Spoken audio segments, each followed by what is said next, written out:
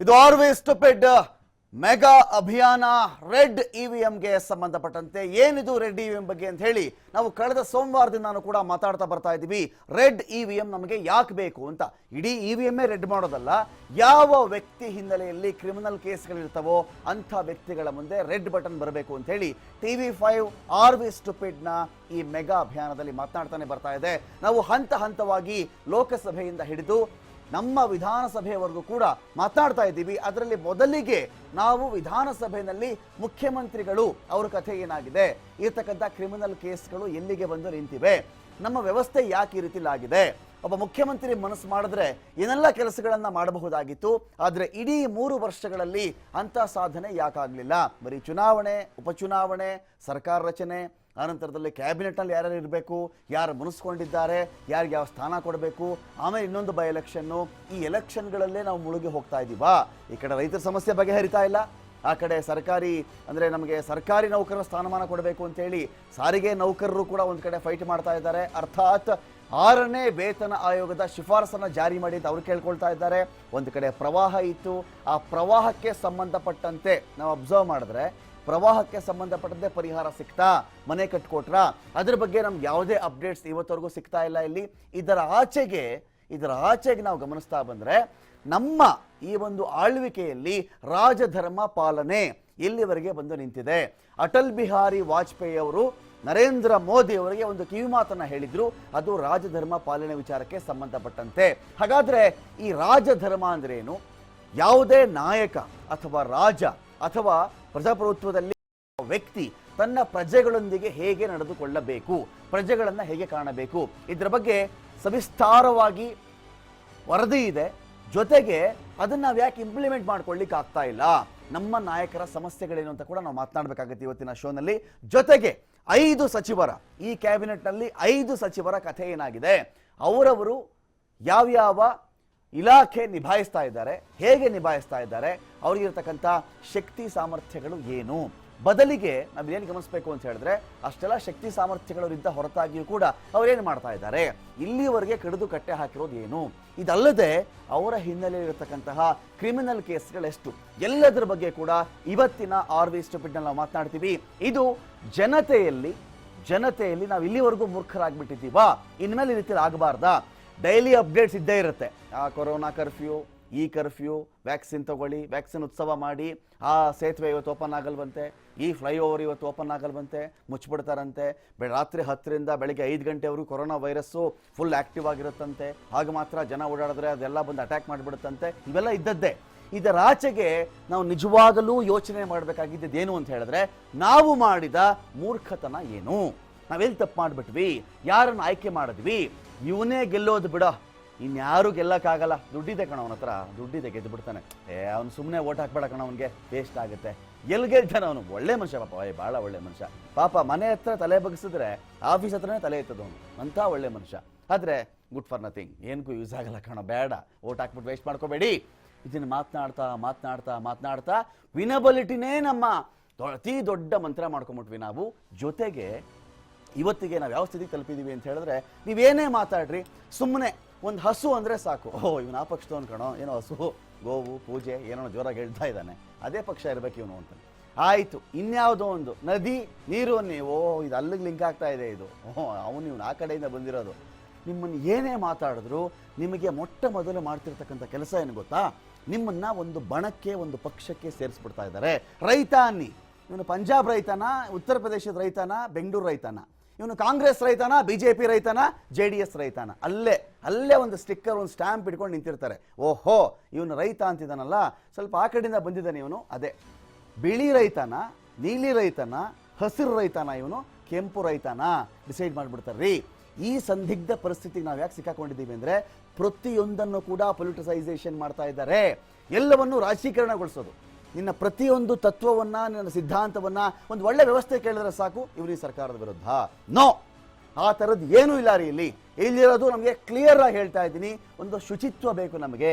ನಾವು ಯಾರ ನಾಯಕರನ್ನ ಆಯ್ಕೆ ಮಾಡ್ತಾ ಇದ್ದೀವಿ ಅವರಲ್ಲಿ ನಾವು ಕ್ಯಾರೆಕ್ಟರ್ ಎಕ್ಸ್ಪೆಕ್ಟ್ ಮಾಡ್ತಾ ಇದ್ದೀವಿ. ಕಪ್ಪು ಚುಕ್ಕೆ ರಹಿತ ನಾಯಕರು ನಮಗೆ ಬೇಕಾಗಿದೆ, ಅದಷ್ಟೇ ನಮ್ಮ ಉದ್ದೇಶ. ಈ ಬಣ್ಣ ಕೇಸರಿನ, ಬಿಳಿನ, ನೀಲಿನ, ಕೆಂಪ, ಹಸಿರ, ನೋ, ಇದ್ಯಾವುದೂ ಇಲ್ಲ. ಬಣ್ಣ ಯಾವುದೇ ಆಗಿರಲಿ, ನಮಗೆ ಬೇಕಾಗಿರೋದು ಕ್ಲೀನ್ ಆಗಿರತಕ್ಕಂತಹ ರಾಜಧರ್ಮವನ್ನು ಪಾಲನೆ ಮಾಡುವ ವಾಜಪೇಯಿ ಆಶಯದ ನಾ ಖಾನೆ ದೂಂಗ ನಾ ಖಾವುಂಗ ಎನ್ನುವ ಮೋದಿ ಆಶಯದ ಒಂದು ಪ್ರಜಾಪ್ರಭುತ್ವ ನಮ್ಮಲ್ಲಿ ಸಾಕಾರ ಆಗಬೇಕು ಅಂತ ಹೇಳಿದ್ರೆ ನಮಗೆ ಎಂಥ ವ್ಯವಸ್ಥೆ ಬೇಕು, ಎಲ್ಲಿವರೆಗೆ ನಾವು ಮೂರ್ಖರಾಗಿದ್ದೀವಿ ಅನ್ನೋದು ಮಾತ್ರ ನಮಗೆ ಮ್ಯಾಟರ್ ಆಗಬೇಕು. ಇದಕ್ಕಿಂತ ಮುಂಚೆ ನಮ್ಮ ಈ ಅಭಿಯಾನ ಕಳೆದ ಸೋಮವಾರದಿಂದ ಈ ಸರಣಿಯಲ್ಲಿ ನಾವು ಇದ್ರ ಬಗ್ಗೆ ಮಾತನಾಡ್ತಾ ಇದ್ದೀವಿ. ಈ ಕಾರ್ಯಕ್ರಮಕ್ಕೆ ರಾಜ್ಯದ ಎಲ್ಲೆಡೆಯಿಂದ ಅಭೂತಪೂರ್ವ ಒಂದು ಪ್ರತಿಕ್ರಿಯೆ ವ್ಯಕ್ತವಾಗ್ತಾ ಇದೆ. ತುಂಬ ಒಳ್ಳೆ ಕಾರ್ಯಕ್ರಮ, ಮುಂದುವರಿಸ್ಕೊಂಡು ಹೋಗಿ ಅಂತ ಹೇಳ್ತಾ ಇದ್ದಾರೆ. ನಾನು ನಿನ್ನೆ ಕೂಡ ಹೇಳಿದ್ದೆ, ಇವತ್ತು ಹೇಳ್ತೀನಿ, ಕಾರ್ಯಕ್ರಮಕ್ಕೆ ಬರುವ ಸಕಾರಾತ್ಮಕ ಮತ್ತು ನಕಾರಾತ್ಮಕ ಎರಡೂ ವಿಚಾರಗಳನ್ನು ಕೂಡ ಸಮಚಿತ್ತದಿಂದ ನಾವು ಸ್ವೀಕರಿಸ್ತೀವಿ. ಯಾರೋ ನೆಗೆಟಿವ್ ಹೇಳಿದ್ರು ಅಂತ ನಾವು ಸುಮ್ಮನಾಗೋದು, ಪಾಸಿಟಿವ್ ಅಂತ ಹೇಳಿದ್ರೆ ಒಬ್ಬಿ ಹೋಗೋದು ಮಾಡಲ್ಲ. ಆದರೆ ಅದರೊಂದು ಹುರುಪಾಗಿ ತೆಗೆದುಕೊಳ್ತೀವಿ ನಾವು. ಇನ್ನೂ ನಾವು ಮುಂದುವರಿಲಿಕ್ಕೆ ಒಂದೊಳ್ಳೆ ಆಸ್ಪದ ಅಂತ ನಾವು ಪರಿಗಣಿಸ್ತೀವಿ. ಯಾರು ಏನೇನು ಹೇಳಿದ್ದಾರೆ ನೋಡಿ. TV5ದಲ್ಲಿ ಸೋಮವಾರದಿಂದ ಶುಕ್ರವಾರವರೆಗೆ ಈ ರಾತ್ರಿ ಪ್ರತಿದಿನ ರಾತ್ರಿ ಆರ್.ವಿ. ಸ್ಟುಪಿಡ್ ಅನ್ನೋ ಕಾರ್ಯಕ್ರಮ ವಿಶೇಷವಾಗಿ ಮೂಡಿ ಬರ್ತಾ ಇದೆ. ಅದರಲ್ಲಿ ಒಂದು ವಿಷಯವನ್ನು ಆಧಾರವಾಗಿ ಇಟ್ಟುಕೊಂಡು ಅದನ್ನು ಹೊರೆಗೆ ಹಚ್ಚಿ ಕೆಲಸವಂತೂ ಮಾಡ್ತಾ ಇರೋದು ನಮಗೆಲ್ಲ ಶ್ಲಾಘನೀಯ. ಇದು ಒಂದು ಕಾರ್ಯಕ್ರಮ ಪೂರ ಪರಿವಾರ ಸಮೇತ ಕೂತ್ಕೊಂಡು ನೋಡುವಂಥ ಕಾರ್ಯಕ್ರಮ ಆಗಿದ್ದು ಇದು ಎಲ್ಲರಿಗೂ ಒಳ್ಳೆಯದಾಗಲಿ ಅಂತ ನನ್ನ ಅಭಿಪ್ರಾಯ ಇದೆ. ಕಾರ್ಯಕ್ರಮವು ಟಿವಿಯಲ್ಲಿ ಸತತವಾಗಿ ಮೂಡಿ ಬರಲಿ ಅಂತೂ ಹಾರೈಸ್ತೇನೆ. Are you stupid? Yes, we are stupid. ನನಗನ್ನಿಸ್ತಾ ಇದೆ, ಮಾಧ್ಯಮಗಳು ಇವತ್ತು ಆಡಳಿತಾರೂಢ ಪಕ್ಷಗಳ ಬಾಲಂಗೋಚಿಗಳಾಗಿರ್ತಕ್ಕಂಥ ಅಪವಾದಗಳಿಗೆ ತುತ್ತಾಗ್ತಿರೋ ಕಾಲಘಟ್ಟದಲ್ಲಿ TV5 ಆರ್ ಯು ಸ್ಟುಪಿಡ್ ಅಂತಕ್ಕಂಥ ಒಂದು ದೊಡ್ಡ ಅಭಿಯಾನವನ್ನು ಆರಂಭಿಸಿರೋದು ಒಂದು ಮಾಧ್ಯಮಗಳ ಬಗ್ಗೆ ಕನಿಷ್ಠ ಭರವಸೆಯನ್ನಾದರೂ ಮೂಡಿಸಿದೆ ಅಂತ ನನಗೆ ಅನಿಸ್ತದೆ. ಆರ್ ವಿ ಸ್ಟುಪಿಡ್ ಅಂಥೇಳಿ ಸೋಮವಾರದಿಂದ ಶುಕ್ರವಾರವರೆಗೂ ಒಂದು ಕಾರ್ಯಕ್ರಮ ಇದೆ. ಆ ಕಾರ್ಯಕ್ರಮದೊಳಗೆ ಸಲಹೆ ಸೂಚನೆಗಳು, ಒಳ್ಳೆಯ ವಿಚಾರಗಳು ಮತ್ತು ನಮ್ಮ ಕರ್ನಾಟಕದಲ್ಲಿ ಆಗುವಂಥ ದುರಸ್ಥಿತಿಗಳನ್ನು ಸಾಕಷ್ಟು ಚರ್ಚೆ ಮಾಡ್ತಾರೆ. ಅದನ್ನು ನಾವು ಕುಟುಂಬ ಸಮೇತ ನೋಡ್ತಾ ಇದ್ದೀವಿ. ಅದರಿಂದ ಇವತ್ತು ಯುವ ಪೀಳಿಗೆ ಮಾರ್ಗದರ್ಶನವೂ ಆಗ್ತೈತಿ. ಮತ್ತು TV5 ಇದು ಒಳ್ಳೆಯ ಕಾರ್ಯಕ್ರಮವನ್ನು ಮಾಡ್ತಾ ಇದ್ದಾರೆ. ಆ ಕಾರ್ಯಕ್ರಮನ ಅವ್ರಿಗೆ ಮುಂದಿನ ನಡೆಯಲ್ಲಿ ಒಂದು ಸಕ್ಸಸ್ಫುಲ್ ಆಗಲಿ ಮತ್ತು ಸಾರ್ವಜನಿಕರು ಒಳ್ಳೆಯ ಸಂದೇಶ ಹೋಗಲಿ ಅಂಥೇಳಿ ಹೇಳೋಕ್ಕೆ ಇಷ್ಟಪಡ್ತೀನಿ. ಆರ್ ವಿ ಸ್ಟುಪಿಡ್ ಅಂತಕ್ಕಂಥ ಒಂದು ವಿನೂತನ ಕಾರ್ಯಕ್ರಮ ಈ ಎಲೆಕ್ಟ್ರಾನಿಕ್ ಮೀಡಿಯಾದಲ್ಲಿ TV5 ಅಂತಕ್ಕಂಥ ಒಂದು ಚಾನಲ್ ಏನಿದೆ ಅದು ಸ್ಟಾರ್ಟ್ ಮಾಡಿರ್ತಕ್ಕಂಥ ತುಂಬ ಒಂದು ಅದ್ಭುತವಾದಂಥ ಕಾರ್ಯಕ್ರಮ. ಯಾಕಂದರೆ ಆರ್ ವಿ ಸ್ಟುಪಿಡ್ ಅಂತಕ್ಕಂಥದ್ದು, ಸ್ಟುಪಿಡ್ ಅಂದರೆ ಮೂರ್ಖರು, ನಾವೆಲ್ಲ ಮೂರ್ಖರ. ಯಾಕೆಂದರೆ ನಾವೇನು ಇವಾಗ ಆಯ್ಕೆ ಮಾಡಿ ಕಳಿಸ್ತೀವಿ ಸರ್ಕಾರಗಳು, ಅವ್ರು ನಮ್ಮನ್ನು ಮೂರ್ಖರು ಮಾಡ್ತಾ ಇದ್ದಾರೆ. ನಮ್ಮನ್ನು ಎಚ್ಚರಿಸೋದಕ್ಕೋಸ್ಕರ ಈ ವಿನೂತನ ಕಾರ್ಯಕ್ರಮ ಇವ್ರು ಮಾಡಿದಾರಲ್ಲ, ಇವರಿಗೆ ನಾವು ಪ್ರಶಂಸಿಸಬೇಕು, ನಿಜವಾಗ್ಲೂ ಪ್ರಶಂಸೆ ಕೊಡಬೇಕು. ಯಾಕಂದ್ರೆ ಯಾವ ಮಾಧ್ಯಮದವರು ಕೂಡ ಈ ಒಂದು ಕಾರ್ಯಕ್ರಮ, ವಿನೂತನ ಕಾರ್ಯಕ್ರಮ ಮಾಡಿಲ್ಲ. ಯಾಕಂದ್ರೆ ನಾನು ಇದ್ರ ಅಭಿಮಾನಿ. ಯಾಕಂದರೆ ಆರ್ ವಿ ಸ್ಟುಪಿಡ್ ಅಂತಕ್ಕಂಥ ಕಾರ್ಯಕ್ರಮದಲ್ಲಿ ಸಮಾಜಮುಖಿಯಾಗಿ ಏನು ಕೆಲಸ ಮಾಡ್ತಿದೆ ಅಂದರೆ, ಒಂದು ರೇಷನ್ ಕಾರ್ಡ್ ಇಶ್ಯೂ ಬಗ್ಗೆಯೂ ಕೂಡ ಆರ್ ವಿ ಸ್ಟುಪಿಡಲ್ಲಿ ಪ್ರಶ್ನೆ ಮಾಡ್ತಾರೆ. ಮತ್ತು ರೈತರ ಸಮಸ್ಯೆ ಬಂದರೂ ಪ್ರಶ್ನೆ ಮಾಡ್ತಾರೆ, ಆನೆಗಳ ಸಮಸ್ಯೆ ಬಂದರೂ ಕೂಡ ಈ ಆರ್ ವಿ ಸ್ಟುಪಿಡಲ್ಲಿ ಕೈ ಎತ್ಕೊಂತಾರೆ, ಪ್ರಶ್ನೆ ಮಾಡ್ತಾರೆ. ಮತ್ತು ಇವಾಗ ಏನು ನೌಕರರು ಪ್ರತಿಭಟನೆ ಮಾಡ್ತಾಯಿದ್ದಾರೆ, ಗ್ಯಾಸ್ ಅದನ್ನು ಕೂಡ ಎತ್ಕೊತಾ ಇದ್ದಾರೆ. ಮತ್ತು ಇವಾಗ ಏನು ಗೊಬ್ಬರದ ಸಮಸ್ಯೆ ಆಗಿದೆ, ಗೊಬ್ಬರದ ಬೆಲೆ ಜಾಸ್ತಿ, ಅದ್ರ ಬಗ್ಗೆನೂ ಕೂಡ, ಅಂದರೆ ನಮ್ಮನ್ನು ಎಷ್ಟು ಜನ ಸರ್ಕಾರಗಳ ಮೂರ್ಖರನ್ನಾಗಿ ಮಾಡ್ತಾ ಇದೆ ಅದ್ರ ಬಗ್ಗೆ ಬೆಳಕನ್ನು ಚೆಲ್ತಕ್ಕಂಥ ವಿನೂತನ ಕಾರ್ಯಕ್ರಮನ ಈ ಚಾನಲ್ ಮಾಡ್ತಾ ಇದೆ. ನಾವು ಇನ್ನು ಮುಂದೆ ನಾವು ಮೂರ್ಖರಾಗಬೇಡಿ, ಬುದ್ಧಿವಂತರಾಗಿ ಒಳ್ಳೆ ಸರ್ಕಾರನ ತನ್ನಿ ಅಂತಕ್ಕಂಥ ಒಂದು ಸಂದೇಶನ ಈ ಸಮಾಜಕ್ಕೆ ಈ ಚಾನಲ್. ಧನ್ಯವಾದ ಎಲ್ರಿಗೂ ಕೂಡ. ಯಾರ್ಯಾರು ಈ ಕಾರ್ಯಕ್ರಮಕ್ಕೆ ಸಪೋರ್ಟ್ ಮಾಡ್ತಾ ಇದ್ದೀರೋ ಅವರೆಲ್ಲರಿಗೂ ಕೂಡ ನಾನು ಧನ್ಯವಾದ ಹೇಳಲಿಕ್ಕೆ ಬಯಸ್ತೀನಿ. ಇದರ ಜೊತೆಗೇನೆ ಇಡೀ ಭಾರತ ಒಪ್ಪಿದಂಥ ಒಬ್ಬ ನಾಯಕ ಅಂತ ಹೇಳಿದ್ರೆ ಅಜಾತ ಶತ್ರು ಅಂತಲೇ ಅವರನ್ನು ಕರೆದ್ರು, ಅದು ಅಟಲ್ ಬಿಹಾರಿ ವಾಜಪೇಯಿ. ಇಶ್ಯೂ ಏನೇ ಇರಲಿ, ಅವರ ಕವಿತ್ವ, ಅವರ ಪ್ರಬುದ್ಧತೆ, ಅವರ ಜಾಣ್ಮೆ, ಅವರ ದೂರಾಲೋಚನೆಯನ್ನು ಇಡೀ ಭಾರತ ಪಕ್ಷಾತೀತವಾಗಿ ರಿಸೀವ್ ಮಾಡಿರೋದನ್ನು ನಾವೆಲ್ಲರೂ ಒಪ್ತೀವಿ. BJPಯವರು ಒಪ್ತಾರೆ, ಕಾಂಗ್ರೆಸ್ನವರು ಒಪ್ತಾರೆ, ಇತರೆ ಪಕ್ಷಗಳವರು ಕೂಡ ಒಪ್ತಾರೆ. ತುಂಬ ಪಕ್ಷಗಳನ್ನು ಇಟ್ಕೊಂಡು ಸರ್ಕಾರ ಮಾಡಿದಂತಹ ಮೇರು ವ್ಯಕ್ತಿತ್ವದ ರಾಜಕಾರಣಿ ಅಂತಹ ಅಟಲ್ ಬಿಹಾರಿ ವಾಜಪೇಯಿ ಅವರು ಒಂದು ಕಡೆ ಒಂದು ಮಾತನ್ನು ಹೇಳ್ತಾರೆ, ರಾಜಧರ್ಮ ಪಾಲನೆ ಮಾಡಬೇಕು. ನಿನ್ನೆ ಉತ್ತರ ಮೆರೂರು ಶಾಸನದ ಬಗ್ಗೆ, ಶಿಲಾಶಾಸನದ ಬಗ್ಗೆ ನಾನು ಮಾತನಾಡ್ತಾ ಇರಬೇಕಾದ್ರೆ ಒಂದು ಗ್ರಾಮ ಸಭೆಯನ್ನು ಉತ್ತರ ಮೆರೂರಿನಲ್ಲಿ ಮಾಡಿಕೊಂಡು 30 ವಾರ್ಡ್ ಮಾಡಿಕೊಂಡು ಆ 30 ವಾರ್ಡ್ಗಳಲ್ಲಿ ಎಂತಹ ಆಳ್ವಿಕೆ ಇತ್ತು, ನಾಯಕನನ್ನು ಹೇಗೆ ಆರಿಸ್ತಾ ಇದ್ರು, ನಾಯಕನನ್ನ ಅವನ ನಿರೀಕ್ಷೆಗೆ ತಕ್ಕಂತೆ, ಜನಗಳ ನಿರೀಕ್ಷೆಗೆ ತಕ್ಕಂತೆ ಕೆಲಸ ಮಾಡದೇ ಇದ್ದಾಗ ಯಾವ ರೀತಿಯಲ್ಲಿ ಕೆಳಗಡೆ ಇಳಿಸ್ತಾ ಇದ್ರು, ಇದೆಲ್ಲವನ್ನು ನಾವು ನೋಡಿದ್ದೀವಿ.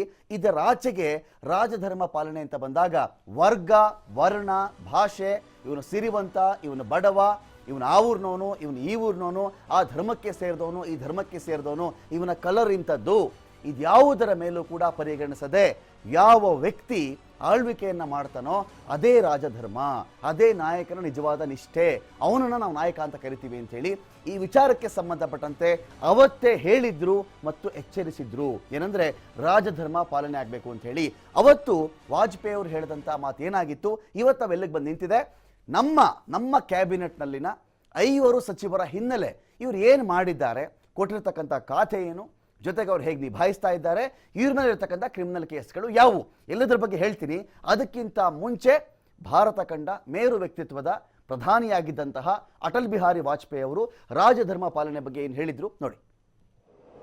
चीफ मिनिस्टर के लिए मेरा एक ही संदेश है कि वो राजधर्म का पालन करें। राजधर्म ये शब्द काफी सार्थक है, मैं उसी का पालन कर रहा हूँ, पालन करने का प्रयास कर रहा हूँ। राजा के लिए, शासक के लिए प्रजा प्रजा में भेद नहीं हो सकता, न जन्म के आधार पर, न जाति के आधार पर, न संप्रदाय के आधार पर। मुझे विश्वास है कि नरेंद्र भाई यही कर रहे हैं। बहुत बहुत धन्यवाद। चीफ मिनिस्टर के लिए मेरा एक ही संदेश है कि वो राजधर्म का पालन करें। राजधर्म ये शब्द काफी सार्थक है, मैं उसी का पालन कर रहा हूँ, पालन करने का प्रयास कर रहा हूँ। राजा के लिए, शासक के लिए प्रजा प्रजा में भेद नहीं हो सकता, न जन्म के आधार पर, न जाति के आधार पर, न संप्रदाय के आधार पर। मुझे विश्वास है कि नरेंद्र भाई यही कर रहे हैं। ಜನ್ಮದ ಆಧಾರದ ಮೇಲೆ, ಸಂಪ್ರದಾಯದ ಆಧಾರದ ಮೇಲೆ, ಯಾವ ಜನಾಂಗಕ್ಕೆ ಸೇರಿದವರು ಇವರು ಅನ್ನೋದರ ಆಧಾರದ ಮೇಲೆ ಯಾವುದೇ ಕಾರಣಕ್ಕೂ ಒಬ್ಬ ರಾಜನಾದವನು ಬೇರ್ಪಡಿಸುವಿಕೆ ಮಾಡುವಂತಿಲ್ಲ, ಡಿವೈಡ್ ಅಂಡ್ ರೂಲ್ ಮಾಡುವಂತಿಲ್ಲ, ಪಕ್ಷಪಾತಿಯಾಗುವಂತಿಲ್ಲ. ನಿಷ್ಪಕ್ಷಪಾತವಾಗಿ ರಾಜನಾದವನು ಕೆಲಸ ನಿರ್ವಹಿಸಬೇಕಾಗತ್ತೆ ಅಂತ ಹೇಳಿ ಅವತ್ತಿನ ಗುಜರಾತ್ನ ಮುಖ್ಯಮಂತ್ರಿ ನರೇಂದ್ರ ದಾಮೋದರ ದಾಸ್ ಮೋದಿ ಅವರಿಗೆ ಅಟಲ್ ಬಿಹಾರಿ ವಾಜಪೇಯಿ ಅವರು ಕಿವಿಮಾತನ್ನ ಹೇಳಿದ್ರು. ಆ ಮಾತನ್ನು ಹೇಳ್ತಾ ಇರಬೇಕಾದ್ರೇನೆ ಇದೇ ನರೇಂದ್ರ ಮೋದಿ ಅವರು ನಾನು ಅದನ್ನ ಪಾಲನೆ ಮಾಡ್ತಾ ಇದ್ದೀನಿ ಅಂತ ಹೇಳಿದ್ರು. 2014ರ ಚುನಾವಣೆ ಸಮಯದಲ್ಲಿ ಇದೇ ನರೇಂದ್ರ ಮೋದಿ ಅವರು ಒಂದು ಮಾತನ್ನ ಹೇಳಿದ್ರು, ಅತಿ ಮುಖ್ಯವಾದಂಥ ಮಾತದು. ಆ ಮಾತೇನು ಅಂತ ಹೇಳಿದ್ರೆ, ಕ್ರಿಮಿನಲ್ ಹಿನ್ನೆಲೆ ಅಥವಾ ಕೇಸ್ ಇರೋನ್ನ ನಾನು ಪಾರ್ಲಿಮೆಂಟಲ್ಲಿ ಇಟ್ಕೊಳ್ಳಲ್ಲ, ರೆಫರ್ ಮಾಡ್ತೀನಿ ಕೇಸ್ನ, ಆ ಕೇಸನ್ನು ಫೈಟ್ ಮಾಡಲಿ, ಆಮೇಲೆ ಕ್ಲೀನ್ ಆಗಿ ಬರಲಿ ಅಂತ ಅವ್ರು ಹೇಳಿದ್ರು. ಆದರೆ ಇವತ್ತಿಗೆ ರಾಜಧರ್ಮ ಪಾಲನೆ ಆಗ್ತಾ ಇದೆಯಾ ಅನ್ನೋ ಪ್ರಶ್ನೆ ಎಲ್ಲರನ್ನೂ ಕೂಡ ಕಾಡ್ತಾ ಇದೆ. ಇಲ್ಲಿ ಅತಿ ಮುಖ್ಯವಾಗಿ ರಾಜಧರ್ಮ ಪಾಲನೆ ಅಂತ ಬಂದಾಗ ರಾಜಧರ್ಮ ಪಾಲನೆ ಬಗ್ಗೆ ನಾವಿಲ್ಲಿ ಮಾತನಾಡಲೇಬೇಕಾಗತ್ತೆ. ನೋಡಿ, ಪ್ರಜೆಗಳ ಅತ್ಯಂತ ಸಣ್ಣ ಸಮಸ್ಯೆ ಇರುತ್ತಲ್ಲ, ಅದನ್ನ ಯಾರು ಬಗೆಹರಿಸ್ತಾನೋ ಅವನೇ ರಾಜ, ಅವನದೇ ರಾಜಧರ್ಮ ಅಂತ. ನೋಡಿ, ಒಬ್ಬ ನಾಯಕ ಅಂತ ಕರೆಸ್ಕೊಂಡವನಲ್ಲಿ ಒಬ್ಬ ರಾಜ, ಒಬ್ಬ ಪ್ರಮುಖ, ಒಬ್ಬ ಮುಖಂಡ ಅಂತ ಯಾರನ್ನು ನಾವು ಇವತ್ತಿನ ಕಾಲಘಟ್ಟದಲ್ಲಿ ಕರಿತೀವೋ ಅವತ್ತಿಗೆ ರಾಜ, ಇವತ್ತಿಗೆ ನಾಯಕ, ಪ್ರಧಾನಮಂತ್ರಿ, ಮುಖ್ಯಮಂತ್ರಿ, ಗ್ರಾಮ ಪಂಚಾಯತಿ ಅಧ್ಯಕ್ಷ, ಜಿಲ್ಲಾ ಪಂಚಾಯತಿ ಅಧ್ಯಕ್ಷ, ತಾಲೂಕ್ ಪಂಚಾಯತಿ ಅಧ್ಯಕ್ಷ, ಈ ರೀತಿ ಯಾವ ಒಂದು ಗುಂಪಿನಲ್ಲಿ ಒಬ್ಬ ನಾಯಕನ ನಾವು ಆಯ್ಕೆ ಮಾಡಿರ್ತೀವೋ ಅವನಲ್ಲಿ ನಾವು ಆ ರಾಜ ಅಂತ ನಾವು ರಾಜತ್ವವನ್ನು ನೋಡಬೇಕಾಗತ್ತೆ. ರಾಜತ್ವ ಅಂದರೆ ಏನು? ಪ್ರಜೆಗಳನ್ನು ಯಾವುದೇ ಕಾರಣಕ್ಕೂ ವರ್ಣ, ವರ್ಗ, ಭಾಷೆ, ಧರ್ಮ ಇದರ ಯಾವುದರ ಆಧಾರದ ಮೇಲೂ, ಸಿರಿವಂತ ಬಡವ ಆಧಾರದ ಮೇಲೂ ಕೂಡ ಅವನು ಡಿವೈಡ್ ಮಾಡಬಾರದು. ಜೊತೆಗೆ ಅವನಲ್ಲಿ ಬೆಂಕಿ ಅಂತ ಗುಣನೂ ಇರಬೇಕು, ಅವನು ರಾಜ್ಯದ ಸಂಪತ್ತಿನ ಸಂರಕ್ಷಕನೂ ಆಗಿರಬೇಕು, ಸಂಪತ್ತಿನ ಲೂಟಿ ಮಾಡೋನಾಗಿರಬಾರದು. ಈ ಕಡೆ ವಾರ್ಡ್ನವ್ರು ಬಂದರೆ ಸಮಸ್ಯೆ ಬಗೆಹರಿಸ್ತೀನಿ, ಆ ಕಡೆ ವಾರ್ಡ್ನವ್ರು ಬಂದರೆ ಸಮಸ್ಯೆ ಬಗೆಹರಿಸಲ್ಲ. ಈ ಕ್ಷೇತ್ರಕ್ಕೆ ಅನುದಾನ ಕೊಡ್ತೀನಿ, ಆ ಕ್ಷೇತ್ರಕ್ಕೆ ಅನುದಾನ ಕೊಡಲ್ಲ. ಆ ಕ್ಷೇತ್ರದವ್ರು ಓಟ್ ಹಾಕಲಿಲ್ಲ, ಈ ಕ್ಷೇತ್ರದ ಕಡೆ ಈ ಕಮ್ಯುನಿಟಿಯವರು ಜಾಸ್ತಿ ಇದ್ದಾರೆ, ಒಂದು ಓಟು ಬಿದ್ದಿಲ್ಲ. ಬೂತ್ ಲೆಕ್ಕದಲ್ಲಿ ನಮ್ಮ ಹುಡುಗರು ಹೇಳ್ತಾ ಇದ್ದಾರೆ, ಬರ್ಕೊಂಡಿದ್ದಾರೆ, ಅಣ್ಣ ಒಬ್ಬನೇ ಒಬ್ಬ ಕೂಡ ಈ ವಾರ್ಡ್ ಕಡೆ ಊರ ಕಡೆ ಓಟ್ ಹಾಕಿಲ್ಲ ಅಣ್ಣ, ಅವ್ರಿಗೆ ಯಾಕಣ್ಣ ನಾವು ನೀರು ಬಿಡಬೇಕು, ಅವ್ರಿಗೆ ಯಾಕಣ್ಣ ನಾವು ರೋಡನ್ನು ಕೊಡಬೇಕು, ಅವರು ರೋಡ್ಗಳನ್ನು ಯಾಕೆ ನಾವು ಕ್ಲೀನ್ ಮಾಡಿಸ್ಬೇಕು. ಇಂಥ ಮನಸ್ಥಿತಿ ನಾವು ಡೇ ಬೈ ಡೇ ಜಾಸ್ತಿ ನೋಡ್ತಾ ಇದ್ದೀವಿ. ತಾರತಮ್ಯ, ಕ್ಷೇತ್ರಗಳಲ್ಲಿ ತಾರತಮ್ಯ, ಬೇರೆ ಶಾಸಕರಿದ್ದರೆ ತಾರತಮ್ಯ, ಬೇರೆ ಕಡೆ ಭಾಗದಿಂದ ಅಲ್ಲೊಂದು ಕಮ್ಯುನಿಟಿ ಇದ್ದರೆ ಅದಕ್ಕೊಂದು ತಾರತಮ್ಯ ನಿರಂತರವಾಗಿ ನೋಡ್ತಾನೆ ಇದ್ದೀವಿ. ನಾವ್ಯಾಕೆ ಎಚ್ಚೆತ್ಕೊಳ್ತಾ ಇಲ್ಲ? ವೋಟ್ ಹಾಕದೇ ಇದ್ದರೆ, ಈ ನಾಯಕ ನನಗೆ ಇಷ್ಟ ಇಲ್ಲ ಅಂತ ನಾನು ವೋಟ್ ಮಾಡದೇ ಇದ್ದರೆ, ಅದು ಹೇಗೋ ಗೌಪ್ಯತೆಯನ್ನು ಮೀರು ಕೂಡ ಅವ್ರಿಗೆ ಗೊತ್ತಾಗ್ಬಿಟ್ರೆ ನಾನು ಪಾಪ ಮಾಡಿ ನನ್ನ ಆಯ್ಕೆ ರೀ ಅದು, ನನಗೆ ಯಾಕೋ ನೀನು ಇಷ್ಟ ಆಗಲಿಲ್ಲಪ್ಪ, ಇವನಿಗೆ ವೋಟ್ ಹಾಕಿದ್ದೆ, ಅನ್ಫಾರ್ಚುನೇಟ್ಲಿ ನನ್ನ ಆಯ್ಕೆ ತಪ್ಪಾಯಿತು, ಇವನು ಗೆಲ್ಲಿಲ್ಲ, ನೀನು ಗೆದ್ದುಬಿಟ್ಟೆ. ಗೆದ್ದ ಮೇಲೆ ಎಲ್ಲವರೆಗೂ ಅಷ್ಟೇ ಚುನಾವಣೆ ರೀ, ಎಲ್ಲವರೆಗೂ ಮಾತ್ರ ಚುನಾವಣೆ. ಗೆದ್ದ ಮೇಲೆ ಎಲ್ಲ ಜನರ ನಾಯಕ ಆಗಬೇಕು ಅವನು. ಇದು ನಡೀತಾ ಇದೆಯಾ ಇಲ್ಲಿ? ಯೋಚನೆ ಮಾಡ್ಕೊಳ್ಳಿ ಒಮ್ಮೊಮ್ಮೆ. ನಿಮ್ಮ ವಾರ್ಡೋ, ನಿಮ್ಮ ಹಳ್ಳಿನೋ, ನಿಮ್ಮ ಊರೋ, ನಿಮ್ಮ ಜಿಲ್ಲೆನೋ, ನಿಮ್ಮ ಕ್ಷೇತ್ರನೋ ಅಭಿವೃದ್ಧಿ ಆಗ್ತಾ ಇರ್ತವೆ. ಆಮೇಲೆ ಇವಾಗೊಂದು ನೋಡಿದ್ದೀವಿ ನಾವು, ಅವರವ್ರ ಕ್ಷೇತ್ರಕ್ಕೆ ಜಾಸ್ತಿ ಅನುದಾನ ಬಿಡುಗಡೆ ಮಾಡಿಕೊಂಡ್ರು.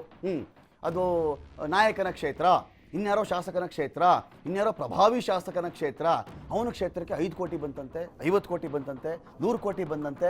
ಬೇರೆ ಕಡೆ ನೋಡಿದ್ರೆ ಜನ ಊಟಕ್ಕಿಲ್ಲದೆ, ಕೆರೆಯಲ್ಲಿ ನೀರಿಲ್ಲದೆ, ಕುಡಿಯೋಕೆ ನೀರಿಲ್ಲದೆ ಸಾಯ್ತಾ ಇರ್ತಾರೆ. ಆ ಕ್ಷೇತ್ರಕ್ಕೆ 50 ಪೈಸನೂ ಹೋಗಲ್ಲ. ಇಲ್ಲಿ ಬಂದಿದ್ದಕ್ಕೆ 100 ಕೋಟಿ 200 ಕೋಟಿ ಬಂತು ಅಂತಲ್ವಾ ಲೆಕ್ಕ ಹೇಳ್ಬೇಕು ನಮಗೆ. ಎಲ್ಲಪ್ಪ ಖರ್ಚು ಮಾಡಿದೆ ನೀನು 200 ಕೋಟಿ? ಆಯಿತು, ಬಜೆಟಲ್ಲಿ ಎಲ್ಲ ಬಿಡುಗಡೆ ಮಾಡಿದ್ರು ಅಂತ ಹೇಳಿದ್ರು, ಏನೂ ಬಂದಿಲ್ಲ. ಪ್ರಜೆಗಳ ಅತ್ಯಂತ ಸಣ್ಣ ಸಮಸ್ಯೆ ಬಗೆಹರಿತಾ ಇದೆಯಾ ನಮ್ಮ ರಾಜ್ಯದಲ್ಲಿ? ಇದು ಬರೀ ಆದರ್ಶಕ್ಕೆ ನಾನು ಮಾತನಾಡ್ತಾ ಇಲ್ಲ, ನಮ್ಮೆಲ್ಲರಿಗೂ ಇಂಥ ನಾಯಕರನ್ನು ಆಯ್ಕೆ ಮಾಡುವ ಸಾಮರ್ಥ್ಯ ಇದೆ. ಆರ್ ವಿ ಸ್ಟುಪಿಡ್ ಅಂತ ನಾವು ಕೇಳಿಕೊಂಡು ರೆಡ್ EVM ಬಗ್ಗೆ ನಾವು ಮಾತನಾಡಿದ್ರೆ, ರೆಡ್ EVMನಲ್ಲಿ ಕ್ರಿಮಿನಲ್ ಕೇಸ್ ಇರ್ತಕ್ಕಂತಹ ನಾಯಕನ ಮುಂದೆ ರೆಡ್ ಬಟನ್ ಇದ್ದಾಗ ಆಯ್ಕೆ ನಮ್ಮದೇ ಇರುತ್ತೆ. ಬೇಕು ಅಂದರೆ ಆರಿಸ್ಬೋದು, ಬೇಡ ಅಂದರೆ ರಿಜೆಕ್ಟ್ ಮಾಡ್ಬೋದು. ನಾವು ಆಡಳಿತದಲ್ಲಿ ಬ್ರಾಹ್ಮಣ, ಕ್ಷತ್ರಿಯ, ವೈಶ್ಯ, ಶೂದ್ರ, ಸೂತ ಇಷ್ಟು ಜನರನ್ನ ಸಮಾನವಾಗಿ ನಾವು ನೇಮಕ ಮಾಡಿಕೊಳ್ಳಬೇಕು, ಅವರೆಲ್ಲ ಇರಬೇಕು ಅನ್ನೋ ಮೂಲಕವಾಗಿ ಸಾಮಾಜಿಕ ನ್ಯಾಯದ ಬಗ್ಗೆ ಕೂಡ, ರಾಜತ್ವ ಅಥವಾ ರಾಜಧರ್ಮದ ಬಗ್ಗೆ ನಮ್ಮ ಮಹಾಭಾರತದ ಆದಿಯಾಗಿಯೂ ಕೂಡ ಅನೇಕ ಗ್ರಂಥಗಳಲ್ಲಿ, ಶಿಲಾಶಾಸನಗಳಲ್ಲಿ ಬರೆದಿದ್ದಾರ್ರಿ. ನಮ್ಗೆ ಯಾರಿಗೂ ಓದೋ ಪುರ್ಸತ್ತಿಲ್ಲ. ಎಲ್ಲ ನಮ್ಮ ಕಡೆಯವರು, ನಮ್ಮೂರ ಕಡೆಯವನು, ನನ್ನ ತಂಗಿ ಮಗ, ನಮ್ಮ ಅಕ್ಕನ ಮಗ, ನನ್ನ ತಮ್ಮನ ಮಗ, ನಮ್ಮ ಅಪ್ಪನಿಗೆ ಸೋದರ ಮಾವನ ಮಗ, ಇಷ್ಟೊಳಗಡೆನೇ ನಮ್ಮ ಆಯ್ಕೆ ನಡೆದು ಹೋಗುತ್ತಲ್ಲ. ಉಳಿದವ್ರ ಕತೆ ಏನು ಮಾಡಬೇಕು? ಉಳಿದವರು ಅವ್ರು ಯಾರಿಗೂ ಏನು ಪ್ರಜಾಪ್ರಭುತ್ವದಲ್ಲಿ ಹಕ್ಕಿಲ್ವಾ? ಅವ್ರು ಯಾರು ಅಧಿಕಾರಕ್ಕೆ ಬರಬಾರ್ದಾ? ಅವ್ರು ಯಾರಿಗೂ ಆ ಸಮುದಾಯಗಳ ಬಗ್ಗೆ ಕಾಳಜಿ ಇರಬಾರ್ದಾ? ಇದನ್ನು ಯಾರು ನೋಡಬೇಕು? ಇದನ್ನು ನಾವು ಪದೇ ಪದೇ ಇವ್ರು ಬಂದರೆ ಎಲ್ಲ ಅವ್ರ ಕಡೆಯವರೇ, ಅವ್ರು ಬಂದರೆ ಎಲ್ಲ ಅವ್ರ ಕಡೆಯವರೇ. ಈ ಸಮಾನ ಸ್ಥಿತಿ, ಸಾಮಾಜಿಕ ನ್ಯಾಯದ ಪರಿಪಾಲನೆ ಯಾರು ಮಾಡ್ತಾನೋ ಅವನೇ ನಿಜವಾದ ರಾಜ. ಇದನ್ನು ಪರಿಪಾಲನೆ ಮಾಡದೇ ಇದ್ದರೆ ನರಕ ಪ್ರಾಪ್ತಿ ಅಂತ ಹೇಳಿದೆ. ನರಕ ಇದೆಯಲ್ಲ ನಮಗೆ ಗೊತ್ತಿಲ್ಲ ರೀ, ಇವತ್ತಿಗೆ ನಮ್ಗೆ ಅದೆಲ್ಲ ಗೊತ್ತಿಲ್ಲ. ಆದರೆ ಅಷ್ಟು ತೀಕ್ಷ್ಣವಾಗಿ ಅದನ್ನು ಹೇಳಲಾಗಿದೆ. ADR ರಿಪೋರ್ಟ್ ಹೋಗ್ತಾ ಇದ್ದೀನಿ ನಾನು.